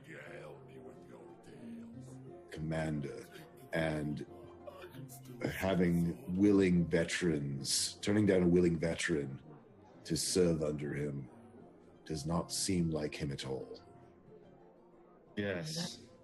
He accepted my blades, but not his service. It's a strange action indeed. That There. is Yeah, troubling. they seem to be under the impression that they can't trust their own people. Which, I understand there's always going to be people that are not following the rule, but they seem to think they can't trust any single person, including their own watch. It's paranoia. Is there any possibility that the city guard could have been infiltrated or influenced? I suppose. I mean, you can't rule anything out these days, but I heard nothing that would suggest they were. But it seems like they're afraid of losing their power, and they don't trust the people that helped them get where they were, and they're looking to outside sources who, let's face it, Mendara must have some stake in this, right? I'm not going to send troops over for nothing. And remember, he acted very odd when I asked him about the location of Elith. He seemed like he was holding something back. He says that she is off on a diplomatic mission in Mendara, but there's something there that didn't feel quite right. Agreed. If So I don't know Mendara what's was taken. involved, Go ahead. this is troubling news indeed. I must say I hoped to hear better, but I suppose we'll have to deal with what we have. Okay. We can work with this. We can work with this. We do have an opportunity here. With all the city guards being laid off, so to speak, we have ourselves an entire army who's not really a fan of this latest regime. Well, and potentially all the veterans of Terian as well, whether they were in the guard or not. We are all very and unblinkingly loyal to Terian. We are not unaware of magics that can be used to influence someone's actions, or political pressures can be just as effective sometimes. So you want to bring them in? Yes. Well, having been turned down myself now, I certainly could probably find someone just like Joseph to commiserate with and maybe find out more. I think there's definitely something wrong going on. But I don't want to marshal any forces just yet. I mean, you heard what they do to people. It doesn't sound like you get a fair trial. It sounds like you disappear. And the rest of your family do too. Right, but that's what they've only just started doing that. The troops from Mendara have yet to arrive. This is our best chance. Yeah. That training ground looked fairly well utilized. If they're not all here, some of them certainly are. And you wouldn't dismiss the city guard if you didn't have fairly substantial force in place, possibly secreted. That's a very big embassy up there. Is that actually so it says the Heston embassy, but is it actually like the Minbaran embassy? Not Minbari, that would be Babylon 5. The the Mindara embassy, or I mean, is Heston a person or is that a country? Heston is the surname of Lariah Heston, who is seen as the mother of the revolution. Gotcha. I'm sorry. It's basically just the Capitol building then, right? Basically, yeah. It used to be the palace of Erebus. Okay, gotcha. So it's not necessarily like an embassy from somewhere else. Gotcha. Mm-hmm.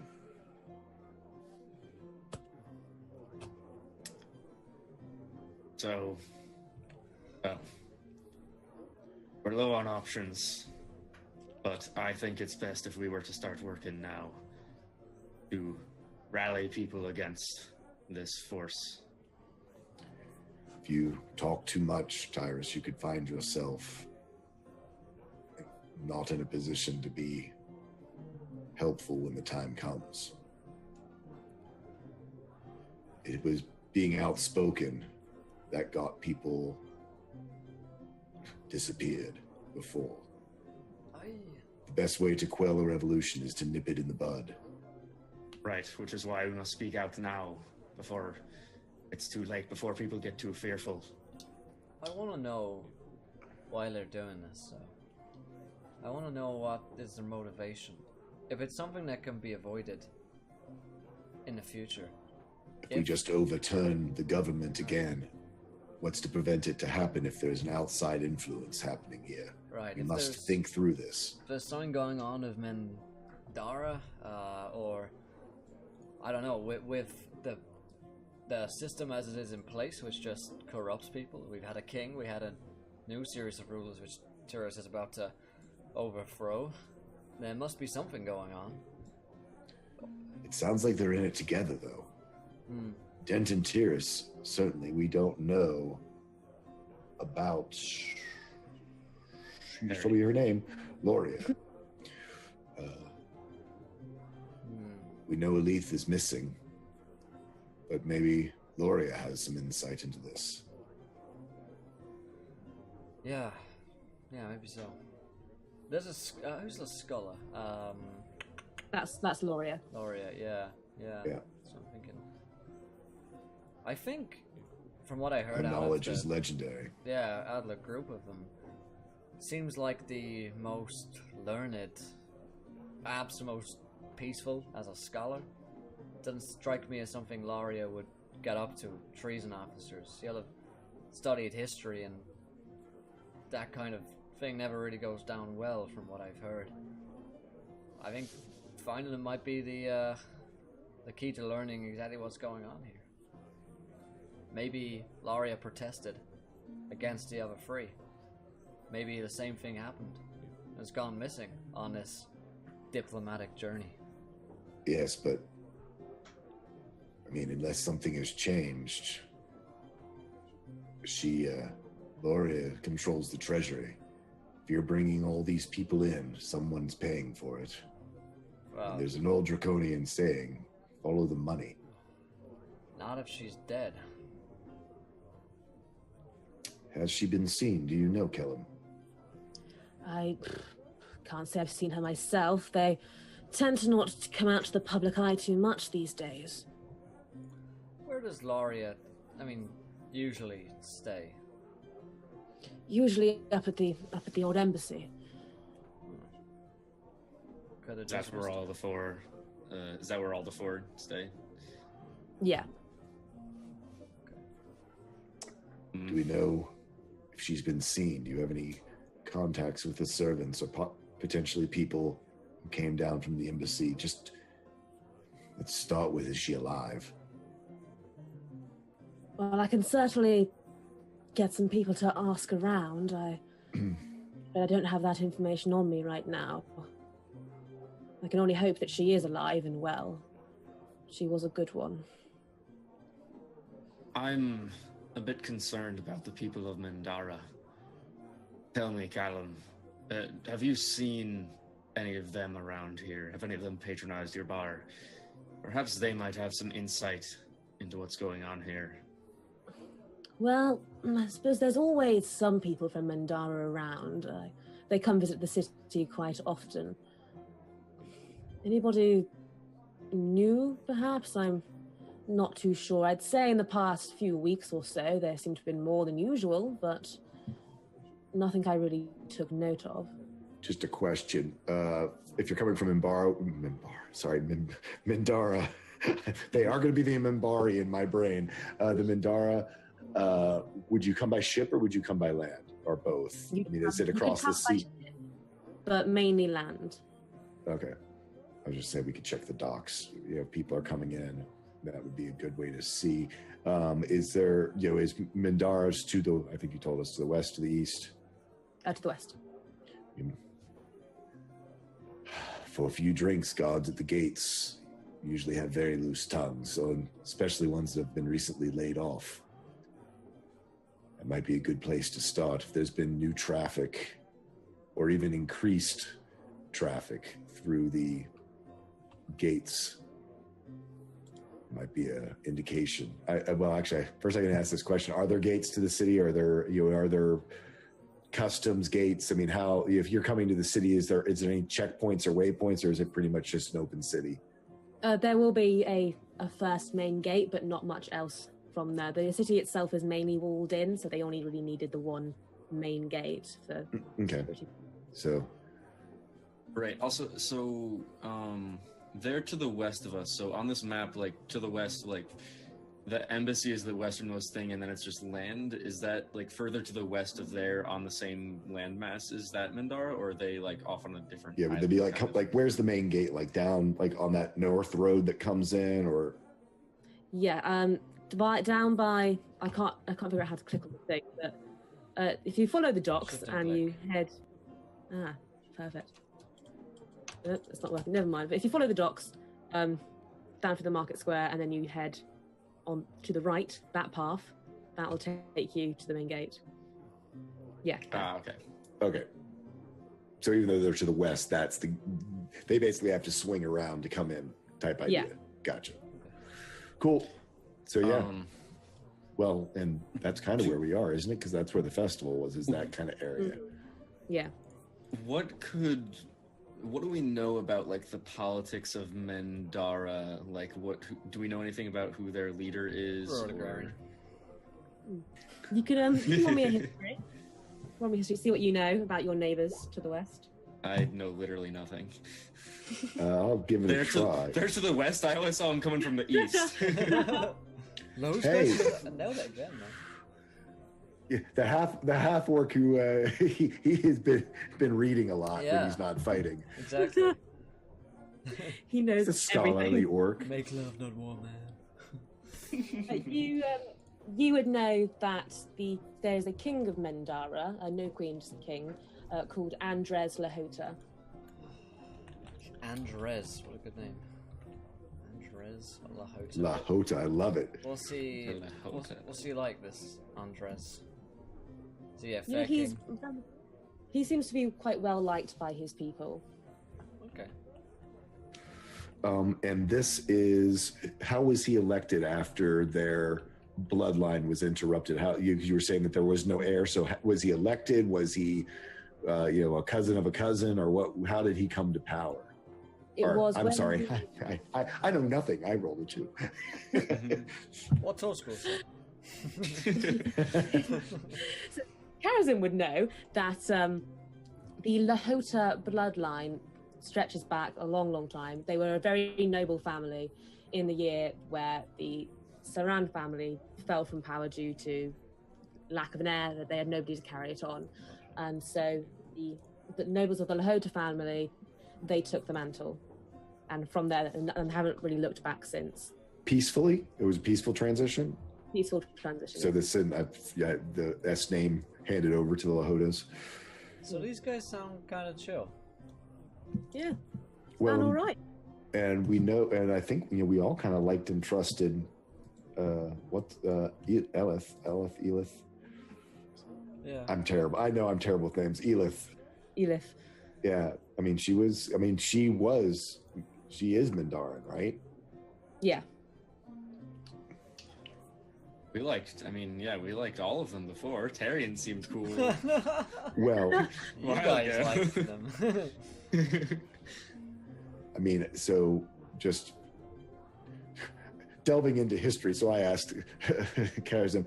So I mean, Minbara actually sent us aid in the revolution, according to our history documents. So is this as strange? I mean, it seems strange, but is it strange? I mean, it's strange for them to be replacing our own guards at the very least, like all of them, I'd say.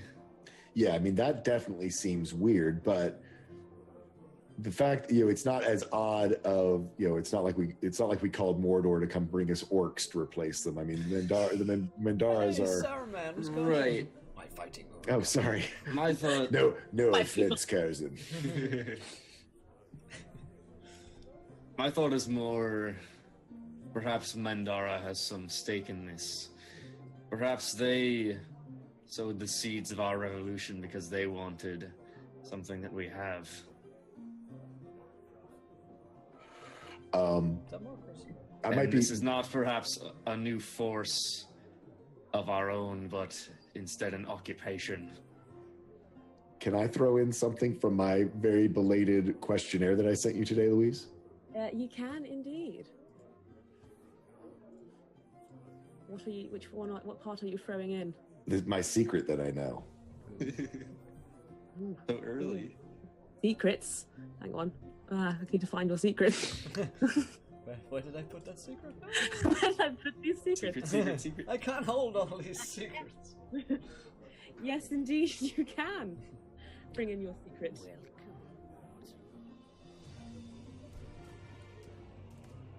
He's had Flitwick's had a rough day, so he's got a loose tongue. It's not very well known, but scholars do know this. This land, the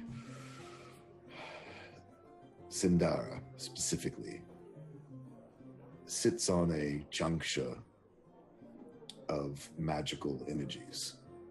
The Dragonborn have always been very interested in the magics that surround this part of the world, and specifically in this area itself.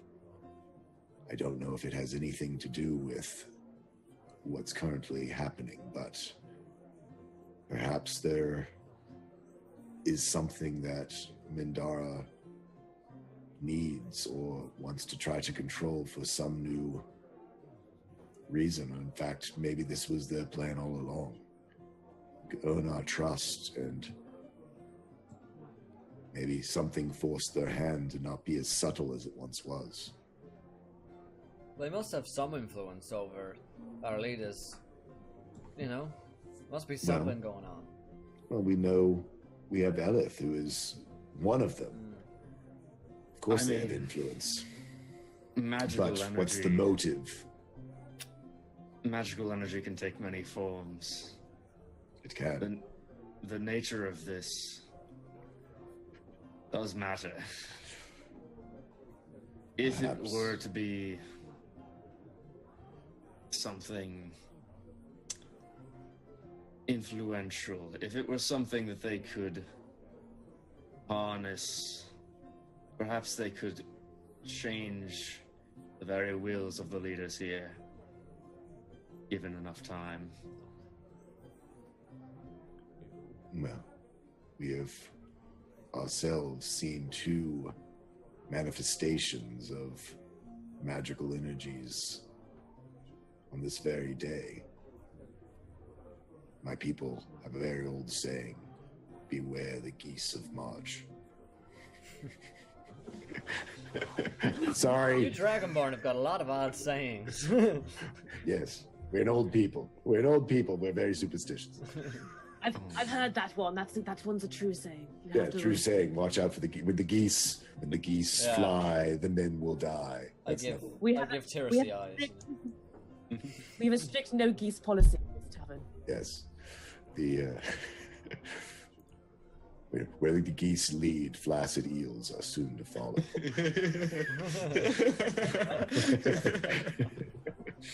As I completely derail anyway, poor Louise's. So, you want Flitwick's been drinking way too much mead, man. he's still a little bit shook it up that he got totally denied by his general. Well, I think it's worth investigation. I think Laurie is worth investigating. I think it's worth talking to anyone who knows Dent or any of the other. Maybe Terian, you've got an old companion who knows Terian, who's been serving with him up until recently, could speak to any change in his mentality. At least he was always fair back when I know him, but not so much these days, he doesn't seem like. There is a group I know who not necessarily have been looking into things, but have been keeping their eyes open. They were themselves instrumental in the final takeover. They're not the most trustworthy of sorts, but they do what they can to survive, just the rest of us. They call themselves, I believe, what was it again? Something stupid. The Baker's Dozen. That was it. There's 12 of them. I believe they thought it was clever. They're sort of roguelike characters, all quite young. I'd suggest maybe locating them if you could. If anyone in this city knows anything, it's them. Is there... They have normal haunt? I believe so. Somewhere in the old quarters. I don't quite know the location myself. They always kept it quite under covers, but I'm sure they can be found. Well, bakery, I imagine. Potentially. We thinking gods or the bakers? I kind of Let's love talk that. to these. I really actually kind of love that. Yeah. Let's talk to these bakers. Young ruffians. My kind of people. My wife's a baker, you know. Yes, I want to say mine is. I she want to say bakes mine croissants. is. I want to say mine is too. And that's how like Tyrant and I are aware of each other. Like our wives get together and bake. Love it. Yeah. How That's are cute. I don't know what your wife's name is. How's her loaf coming Alexandra. along? She makes a mean loaf. Her croissants are wonderful. Tyrus has them has been cooking up a croissants while storm, you I'm wait sure. on your repairs for your weapons. Croissants and steel. That's the. There's your She better blacksmith's have name, something waiting man. for me. Croissants and steel. There's your blacksmith Croissants name and for your blacksmith. steel. Croissants and steel. That's pretty great. Okay, now I'm like so hungry.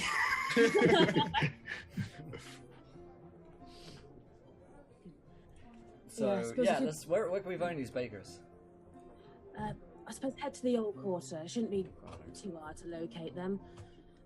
If you do manage to find them, I'd suggest asking for their sort of leader. He calls himself Artie, I believe. Well, he was the one that got us into the castle in the first place in the penultimate battles. He's a strange kid. I'm not gonna lie, but he's all right. All right, Artie. Got it. Let's head out there then. Whilst we still got some daylight. And off to the old quarter up to the north. To the old quarter where things are old. Old and people are old. They are stuck in a time loop where everything is old. Side All quest. the pastries are stale. No! The injustice. Yeah, so you have no problem getting over to the old quarter. You head to the general area where Kellum can tell you that they seem to operate from. There's a series of alleyways that seem to interconnect.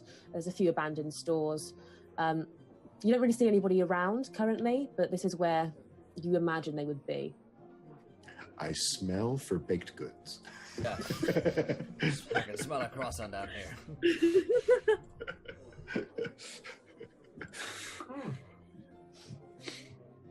Yeah.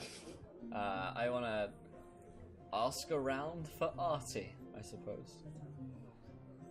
So you're going to try and find a local man. Yeah. Excuse me, old man.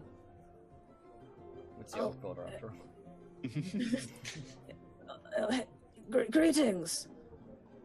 Have you seen do you know a boy called Artie? But who? Pardon? Artie is his name. Party? I'm Art. sorry, no party is here. Artie, A-R-T-Y. You art? There's no art here either, I'm afraid. Christ alive. This is the croissant store. I just said I'm looking. Have you heard of the Baker's Dozen? Not the croissants. No, the. I am a big... I'll take a dozen croissants. Holy shit. Okay. So there's a boy named Artie. He's part of the Baker's Dozen. They're meant to be around here in the old quarter. Have you heard of him? Maybe your granddaughter's heard of him. Oh, Artie, why didn't you just say so in the first place? Of course I know Artie. What was that? Sorry? Nothing, old man. You'd like more croissant? No, keep talking like you are. Oh, Enjoying a croissant. Yes, I do know Artie. He's a bit of a famous man around here in these parts. Oh, that boy. Oh. What are you doing? That's not okay, old man. There are rules about that, laws. Well, he just buys my croissants often, alright? It's not that weird. They're delicious. Not you too. Yeah. Do you have some tea?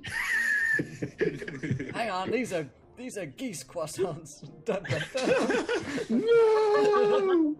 Made with real goose eggs. Made with real goose eggs. Where can we find this Artie guy? Oh, there's I probably shouldn't be telling you this myself. You're gonna have to roll me a persuasion to get it out of him. Oh, these croissants are so good. I wish I just had some information about Artie. 15. This is the reason Some information I to wash it down. This is what I didn't fight for. People like this are why I don't fight. What was that, Sonny? You'd like more croissants? They are good family recipe. You see, family recipe. Right, Artie, remember? Oh man. Yes, Artie. Yes. Well, he only comes by often to buy croissants for him and his little friends. They practically live off them. They're so amazingly good. I could tell you the recipe if you like. I haven't written. Need you to tell me where they live. I know that you know, old man. I know you know where Artie lives. I'll take that recipe. My wife would love it. Karazim, don't you think Fenric's had about his It's fourth one. There's like two idiots behind me, and Karazim is like stone faced. Like, please just tell me now. This just information is what I need. You know where he lives. Where is he? Give me the name. Oh, they usually hang around in an old abandoned shop about a couple of doors down from here. Okay, literally a few doors down. If we had picked a different door, we wouldn't have had to do this. But it's great. But we you got found some. me in my But it was worth it. For these croissants. All right, Craig's croissants. We'll see you later, man. Be sure to come back soon. You know I will.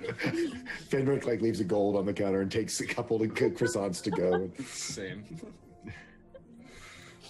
I step outside and just scream into my hands for a second.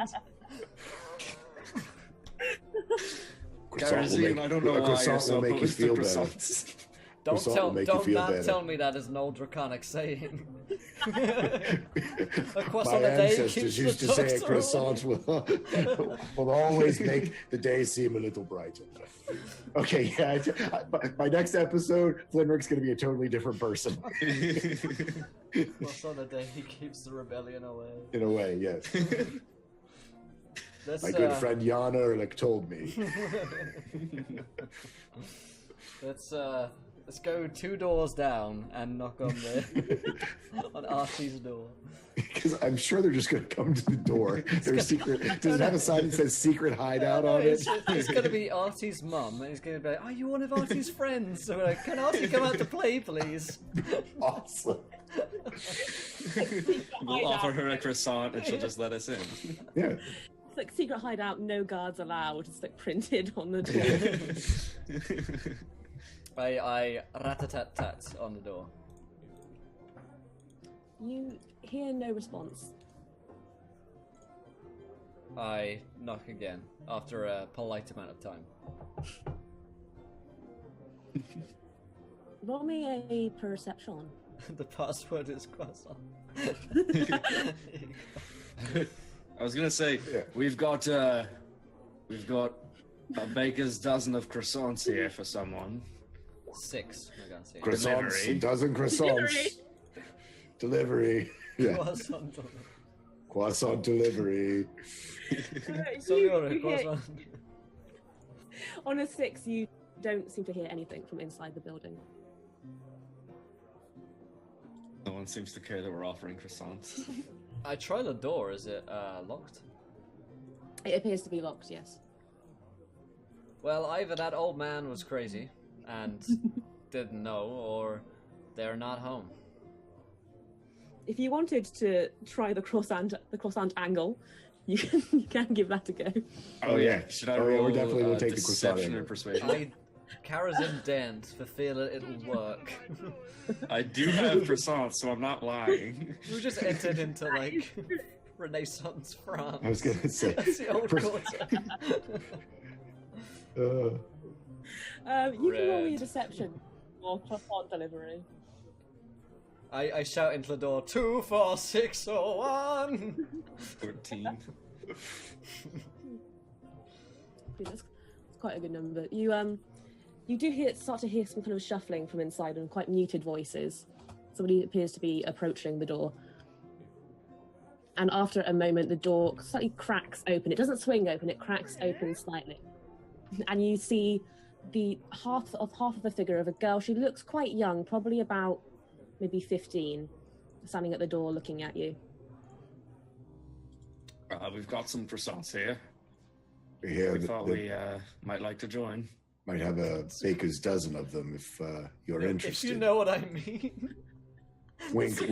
creepy to swing the same this 15-year-old girl on the door. These three blokes turn up with croissants in their basket. Really? Okay, now you just made it from innocent to very creepy. I got a baker's dozen for you, sweetheart. Baby. I have a daughter. So do I. It's terrifying. Hey, Flinrick's a priest. He leers. He Oh leers. God, no! No! No! Cue the jazz. Yeah. Soft jazz starts playing in the background. It's a bard anyway. Wow, that sounded weird, guys. Yeah. Well, so Louise prepared this really deep intrigue campaign, and now it's about croissants and geese and creepy Hey, clerics. welcome to my world of geese. I could not be happier. I could not be happier. Hey, we're looking for an arty. See, it's not that hard, guys. Kellum sent us. We hope to find some information. Oh, okay. Well, if you want to just... And we do have croissants. Just wanted to hand over the croissants first. Okay. I hand mine over. I'm trusting, not realizing she might just slam the door. Some croissants before, some after. Oh my God, that didn't help the creepy A level. little bit of column B. She will take the croissants off you. You put the croissant into it. Oh God. She will take the croissants off you. And I say. Oh dear. Oh dear. and she will start to push the door open a little bit further so you can step inside, and she will turn and head back into the room. Thank you. Close the door behind you. What's your name? If you don't mind me asking. My name's Elena. Elena. Okay. Thanks. Lovely name. Should we just wait here? Should we come through? I don't know what the protocol is here. Well, just wait here for now. Artie, he's not in at the moment. Oh. What did you want to speak to him again? Croissants. No croissants. Okay. At this point, Karazin is like, just go. What's with your relation? What's your relation to Artie? Is he your father? Oh no, he's just a friend. it. But you live with him. Oh well, we all live here, really. So that Well, How old is Artie? How many people live here? what is going on here? Oh, there's As, 13. as dad mode Yeah, kicks yeah. in. We're like, hang on. Kids living together. Oh, there's 13 of us. Artie, he takes care of us mainly, but we look after each other. There's We're 13 of you. Is there alcohol around here? Be honest with me, young lady. Are you all this age? This age. This age, and points at her. You all like this? I'm short. I'm one of the youngest, I suppose. We don't really talk about it that much. It's not an issue. All right, fair. I mean, I suppose when you get to your age and, your knees are knocking and bones are creaking, might be a problem. Hey, For us, nah. this knee was hurt in the war. Yeah, I won't have you trifle with it. Because Tyrus really does have a bum knee. I walk with a limp. That is a thing. Okay. So, Awkward silence. Do you know when Artie's coming back? Well, I suppose when he's finished, I suppose. What's he up to? Finished. What's he? Yeah. What's he up? Work, mainly. What's he stealing? Nothing, good sirs. What's he liberating? We could make it worth your while if you let us know. Maybe croissants for a month. Croissants from the shop for a month, paid in full. We can't hold on to. My wife is a wonderful baker, you can see. This is Roll me a so scary. My wife is a wonderful baker, but she can't make Danish like you can. I do not want to persuade the young girl into doing anything. Karazim is... You didn't answer me. Is there alcohol around here? I'm going to look around, see what kind of condition they live in. I walk into a messy room and I'm like, what is this? Stop trying to steal kids' alcohol. I was going to say, stop stealing their stash. That was hard earned. It's like they watered down their parents' booze for 2 months, taking it a shot at a time.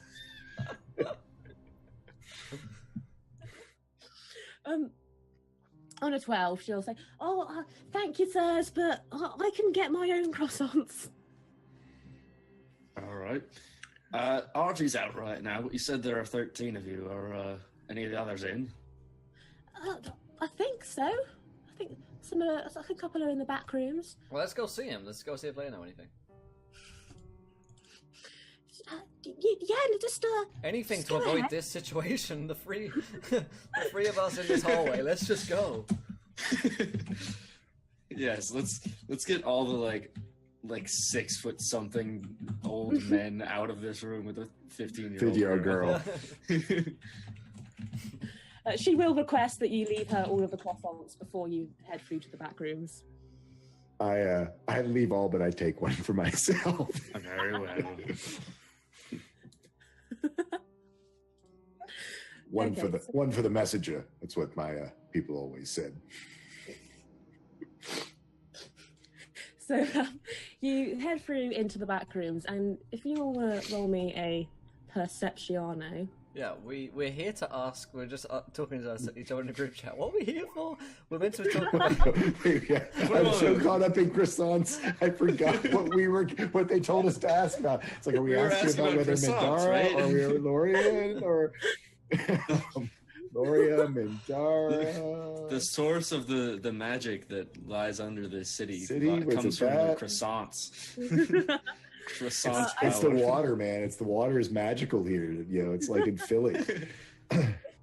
I believe you were inquiring to ask about. Believe it, I forgot. And croissants. About Lariah Yeah. and about. Lariah was my guess. Yeah, okay.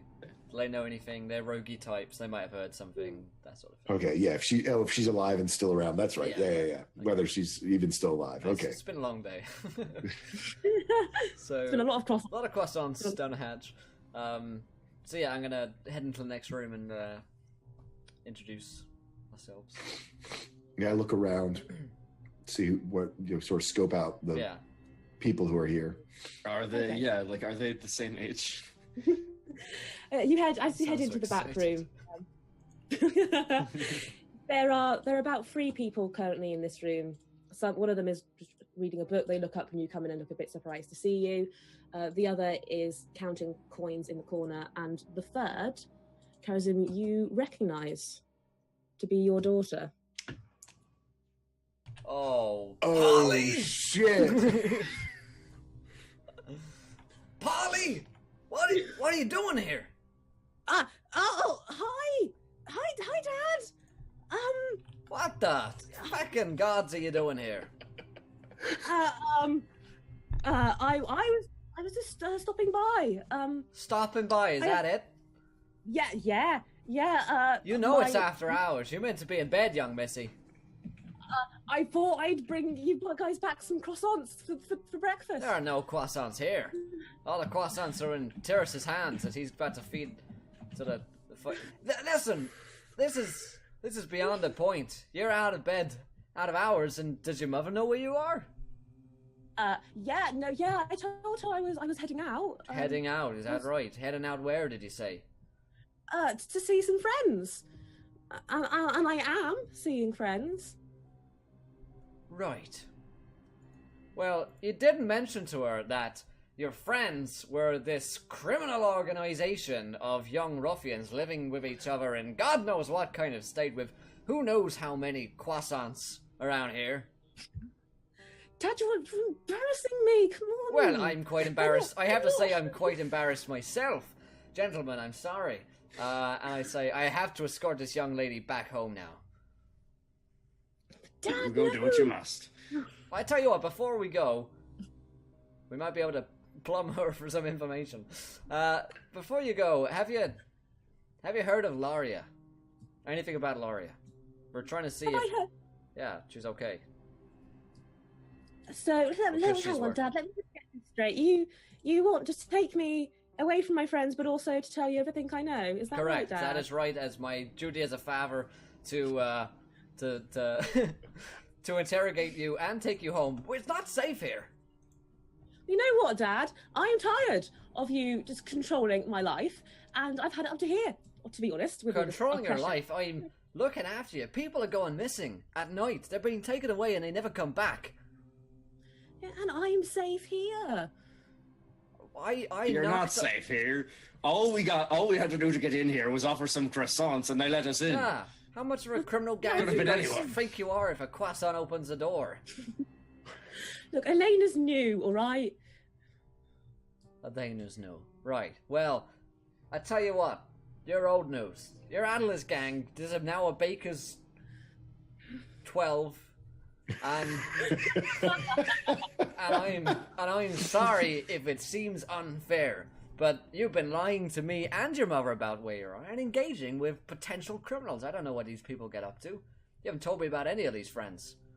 What happened to, your friend Dorcas, the little kid, the geeky guy with little glasses I used to hang around sometimes? Oh my God, Dad, he was the worst. He was a great little kid. What can I say? He was just a fun-loving little guy, a bit stuck in his books maybe, and I mean, who cares about the giant frickin' nose he had?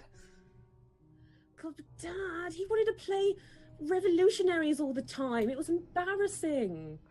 What? Well, that I can't say is a good thing. I have to look into that with his father. But hey, let's just cool down, okay? And do you know anything about Laria, the rest of you? And then we're taking you home. Well, I suppose you promise not to tell Mum, and I'll tell you what I know. Oh, your mother's gonna kill me. What do you know?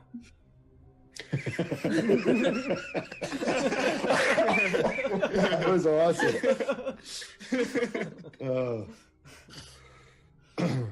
So you promise? I promise. All right.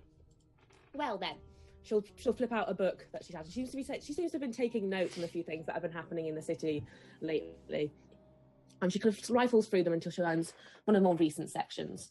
And she's like, "Well, I think I wrote down here. We were on a job. I mean, we were hanging out as friends do a few weeks ago, And this would have been a few weeks ago. It was after Lariah had come back from Mandara. I think she travelled alone. Yeah.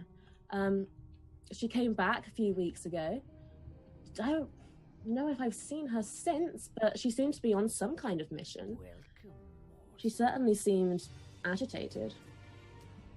So she's in the city right now? As far as I know, yeah. Okay, that's good. That's real good. Anything else we know about, about Loria, or the rest of you all know? I'll be telling your parents too. One of them kind of looks up from the book. He seems to have started reading again, like not really caring about you. He's like, "There you are, Dorcas. I knew you were here." Oh, geez, man! Don't tell my dad. I am going to tell him unless you know anything else. This is blackmail. I know those are the things I do. I know how to make a really nice croissant. I don't know much about Loria. I gotta be honest, sir. It seems like my parental blackmail has failed you. I'm sorry, Dorcas. Don't tell my dad, sir, please. He's gonna know all about your little baker's dozen around here and where you've been hanging out at night. Oh, Dad, no, please don't. Ari will kill me if he finds out I've given away our secret location. Well, I know that he's a city executioner, but I would hope he doesn't actually murder you. Oh, he will, though. He will. He probably just lost his job. That's true. He's out of a job. You're in luck, son. Gotta execute someone, though. All right. Well, old habits die hard. Unless the one there's who was counting in the corner will look to you and be like, "Well, do what you must, mate. I don't have any parents, so fuck you, I suppose." What a fucking cool kid. We got a badass over here. I'm gonna walk over to that one and be like, I know how it feels to not have any parents. Get your act together or you'll end up on the street for the rest of your life. I've seen too many friends fall down your path. Oh, don't do drugs. Don't do drugs. Yeah.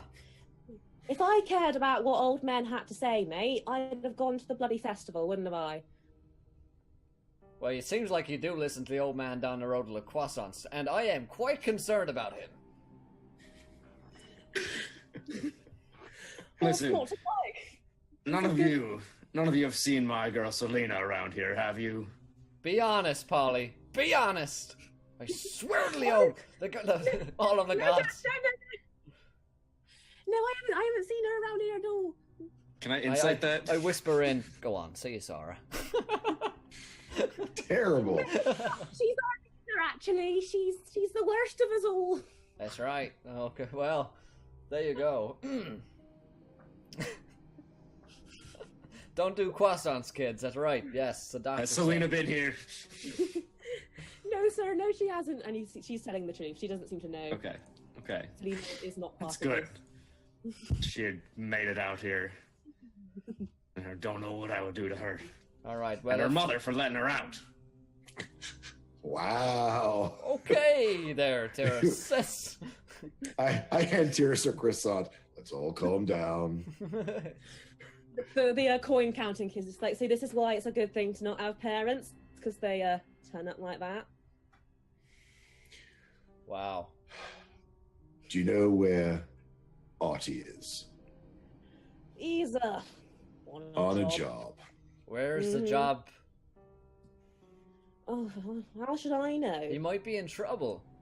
People are disappearing. There's a new treason officer system in place, which you probably don't understand because you're kids, but it's actually very important. Listen, the day Artie gets in trouble, right, is the day the goddess Aquila comes down to Earth. Twice. Today. Just today. We've seen her twice. One of you little rapscallions is gonna tell me where... Alright, don't calm down, Karazim. I'm not the one saying I'm about to beat my wife, Terrace. You better... you gotta get on my level down here. I know how to handle a girl like this. Alright, I pull out a silver coin and I hold it in front of her eyes and I say, tell us where this job Artie is doing is. She will take your coin. she'll take your coin gladly. Now this And then is she'll- a very worrying act. I would like to have it on the record that I have nothing to do with this. This girl, she is at least 17, so it's not as bad as Elena. That's still too young. Still too young, but there is nothing going on here. This is just the exchange of coin for information from a youngling. Youngling, no. There are plenty of other people in the room. Yes. There are I am eyewitnesses. accountable. Don't worry, there's a cleric in the room.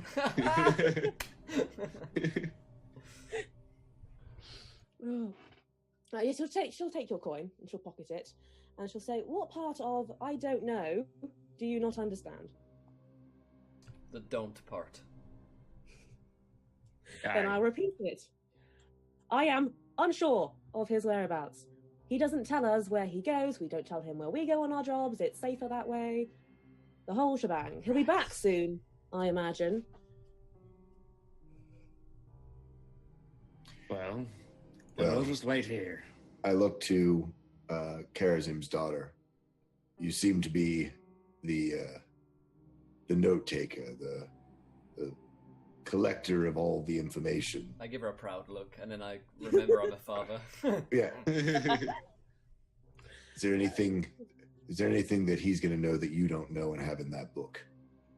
Yes, he well, see, he's the one that got us into the castle in the first place, you see, sir. He broke in a couple of times when Iobus was still in, and he was the one that sold off the information to Laria and co. to get the revolutionaries in, and that's pretty much how they managed to kill the king. So Eldis is a bit of a hero around these parts. He's I believe he's met up with them at least once. He didn't tell us what happened, but I'm sure you can How recently did he meet with them, do you know? About a month ago, I think. She'll rifle through her notes, but yeah, about a month ago it was. Do you know a way into the embassy where we could not be noticed? Not myself, no. I'm sure Artie has other routes he may have used, but I mean, the one he mainly used has been, everybody knows it now. It's how they got in. Sounds like we need to wait for Artie or find him. Yeah. Well, if no one has any idea where he is, then we're just gonna have to wait here. Assume you do some scoping out of potential jobs. I assume Artie doesn't do all the scoping by himself. Can you narrow it down for us? What have you all had your eye on in the last week or so? Well, to be honest with you, Sal, we haven't done too much in the past few weeks.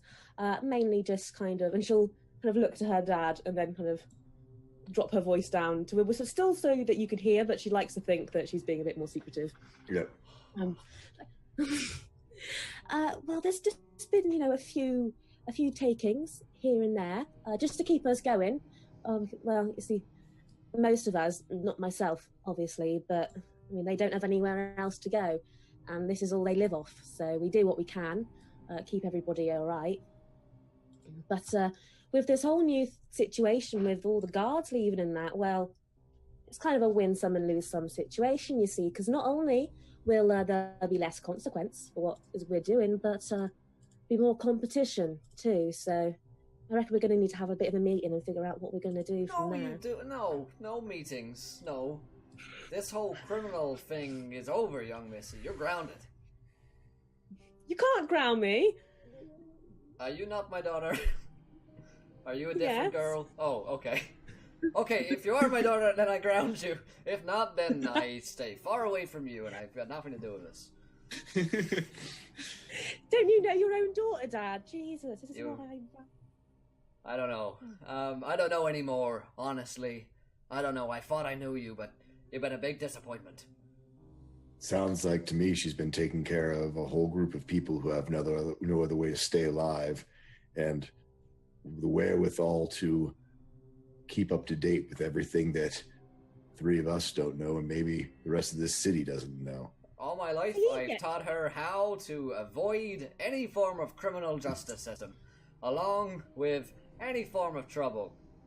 Sounds like she's done a pretty good job of it. Fly under the radar. The first one. You walk into a secret place, there's a croissant offer, and then you let right in. I mean, it's not that secretive, is it?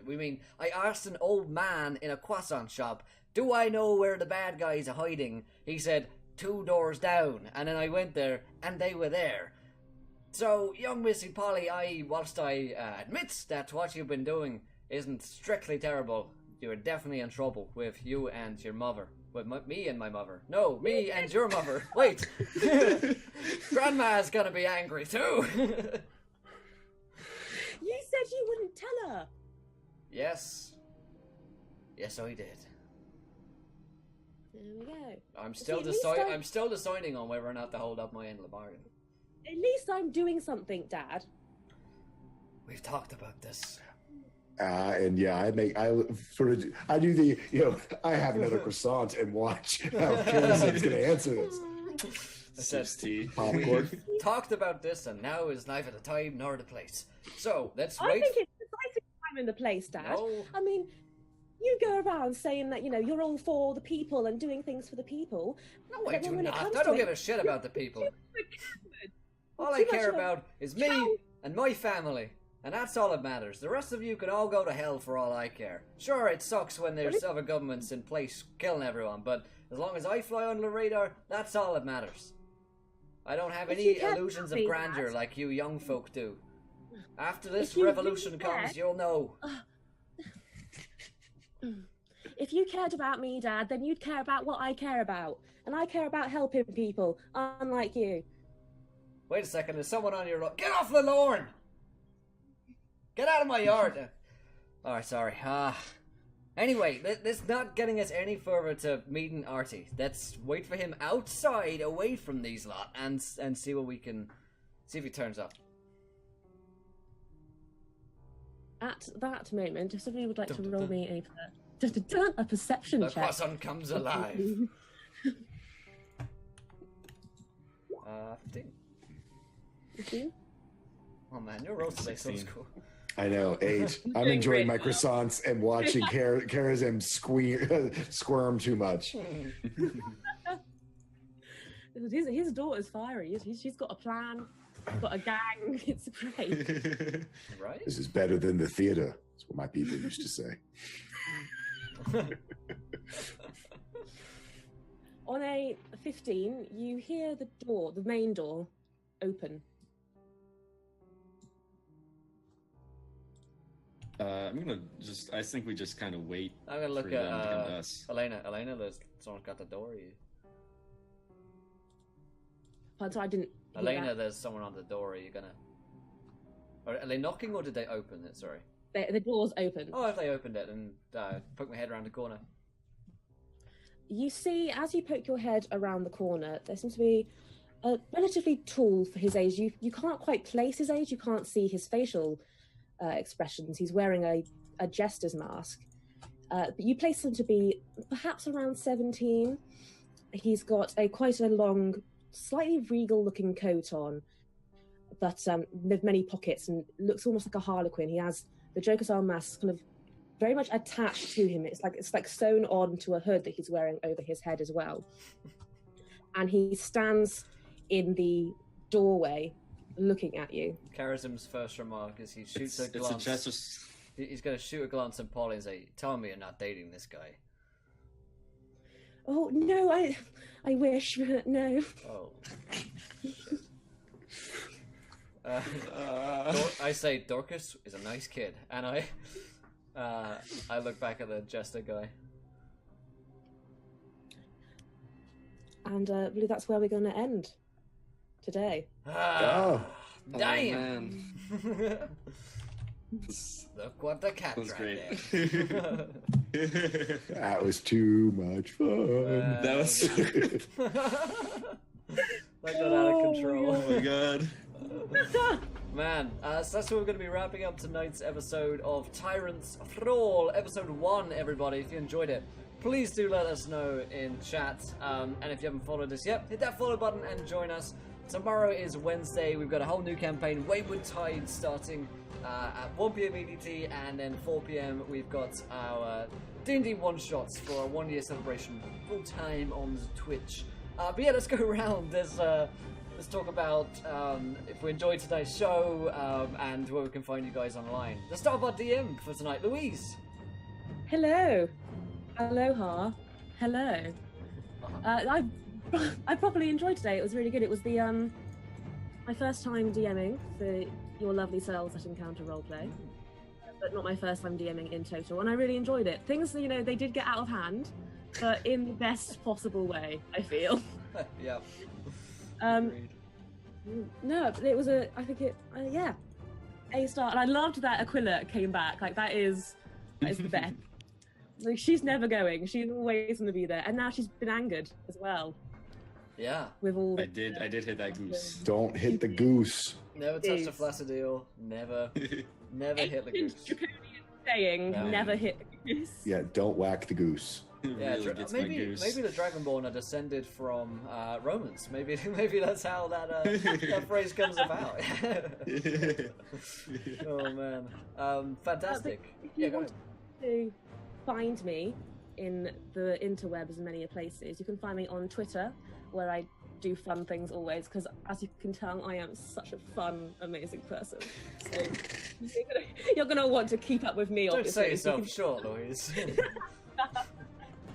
I've been told by myself that I'm great, so I've you been can told catch me by on Twitter. multiple personalities that I'm great. Told by multiple mirrors that I am the best. Find me on Twitter at No More No Less, and you can also find me on Twitch at Accidental Legend. I'm going to start streaming soon, so I've got my computer switched out finally. Nice. So look out for that. End of this week, beginning of next week, I will be streaming. So Fantastic. follow, find out. Be there or be square. Yeah. All Geese rule. Geese rule, bitches. Speedy. Yeah, this was absolutely so much fun. Louise, you're killing it as a DM.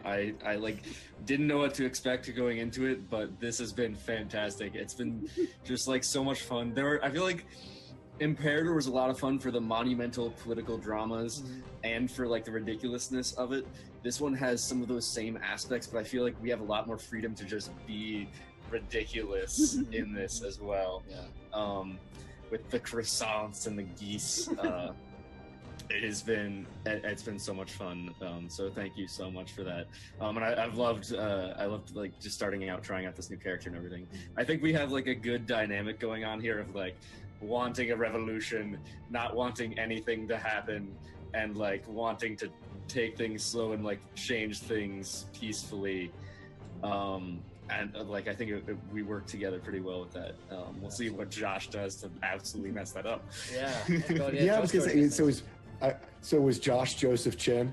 Josh is Artie.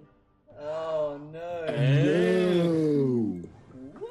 Oh, we should. Yeah, that's right, because he was going to That'd be be- a rogue. Of course, yeah. Hey, Will. Oh, Your daughter I'm wants to gonna play hate Josh. this guy.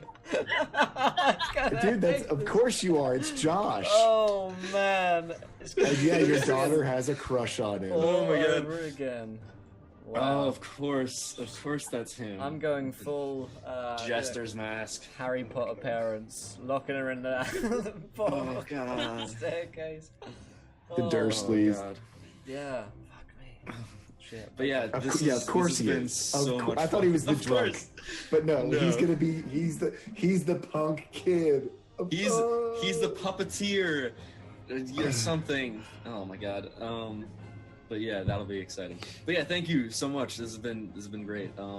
My name's Speedy. You can find me on Twitch or Twitter at NotSoSpeedruns. I'm a variety and D&D streamer. I do a bunch of indie games, and then also D&D. Been doing Lost Mine of Fandelver, and I do one shots every week with guests and stuff.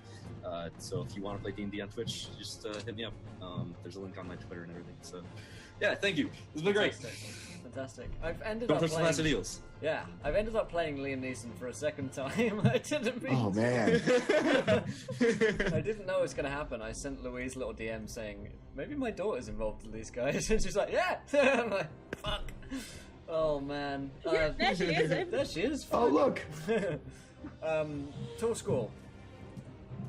Dude, I loved it. I had such a blast because, yeah, I mean, other than the fact that I slipped into Mon Ban's voice like 5 times, it's like, wait, Aquila's here, so of course I was supposed to talk like Mon Ban. But yeah, to have it be so much fun and like Speedy was saying, in such a different way was just a blast, and that we. Again, with the gang's name of the Baker's Dozen, which I just kind of absolutely love and we're probably going to steal. Totally going to steal. I love it. And it's, what a fun session and a fun thing. I need to figure out Flimerick a little bit more. But golly, I'm really looking forward to seeing how this all unwinds because the mystery is real of what the heck is going on with our old allies now, maybe not. Yeah. I didn't know who Karazim was until his daughter's involved in the gang. It's like, oh, he's every dad. That's who he is. That's who he is. Found his voice, yeah. Fantastic. So we will be back tomorrow for Wayward Tides, a new campaign starting, as well as our Return to Strahd one-shots. But I want to thank folks who supported stream today. Jake Reaver, Bicon followed, Macaroon King, Majestic Beard, Shrimpicles followed, The Nesk, Lavu, Aura, Jade LaFace subscribed and followed, thank you, man. Exiled Waffle subscribed, Shinigami, Dante followed, as well as Windy Pop subscribed, Sham Basil as well, and Texa. Thank you guys for all the support today. It was absolutely fantastic. So, back on tomorrow, of course. The grind never stops. Freddie Mags for following, Gentle Lady and Scholar. And a new episode of Adventurers Anonymous is out. So if you haven't listened to that already, go and take a listen. We're up until 7 a.m. with Josh recording some of those episodes last night. So, special guest confirmed. But yeah, other than that, guys, thank you so much to Louise for DMing this. Absolutely fantastic. Glad we managed to convince her to come play with us and to DM for us. But yeah, other than that, see you guys soon. And until next time, try not to roll too many nat ones. What do you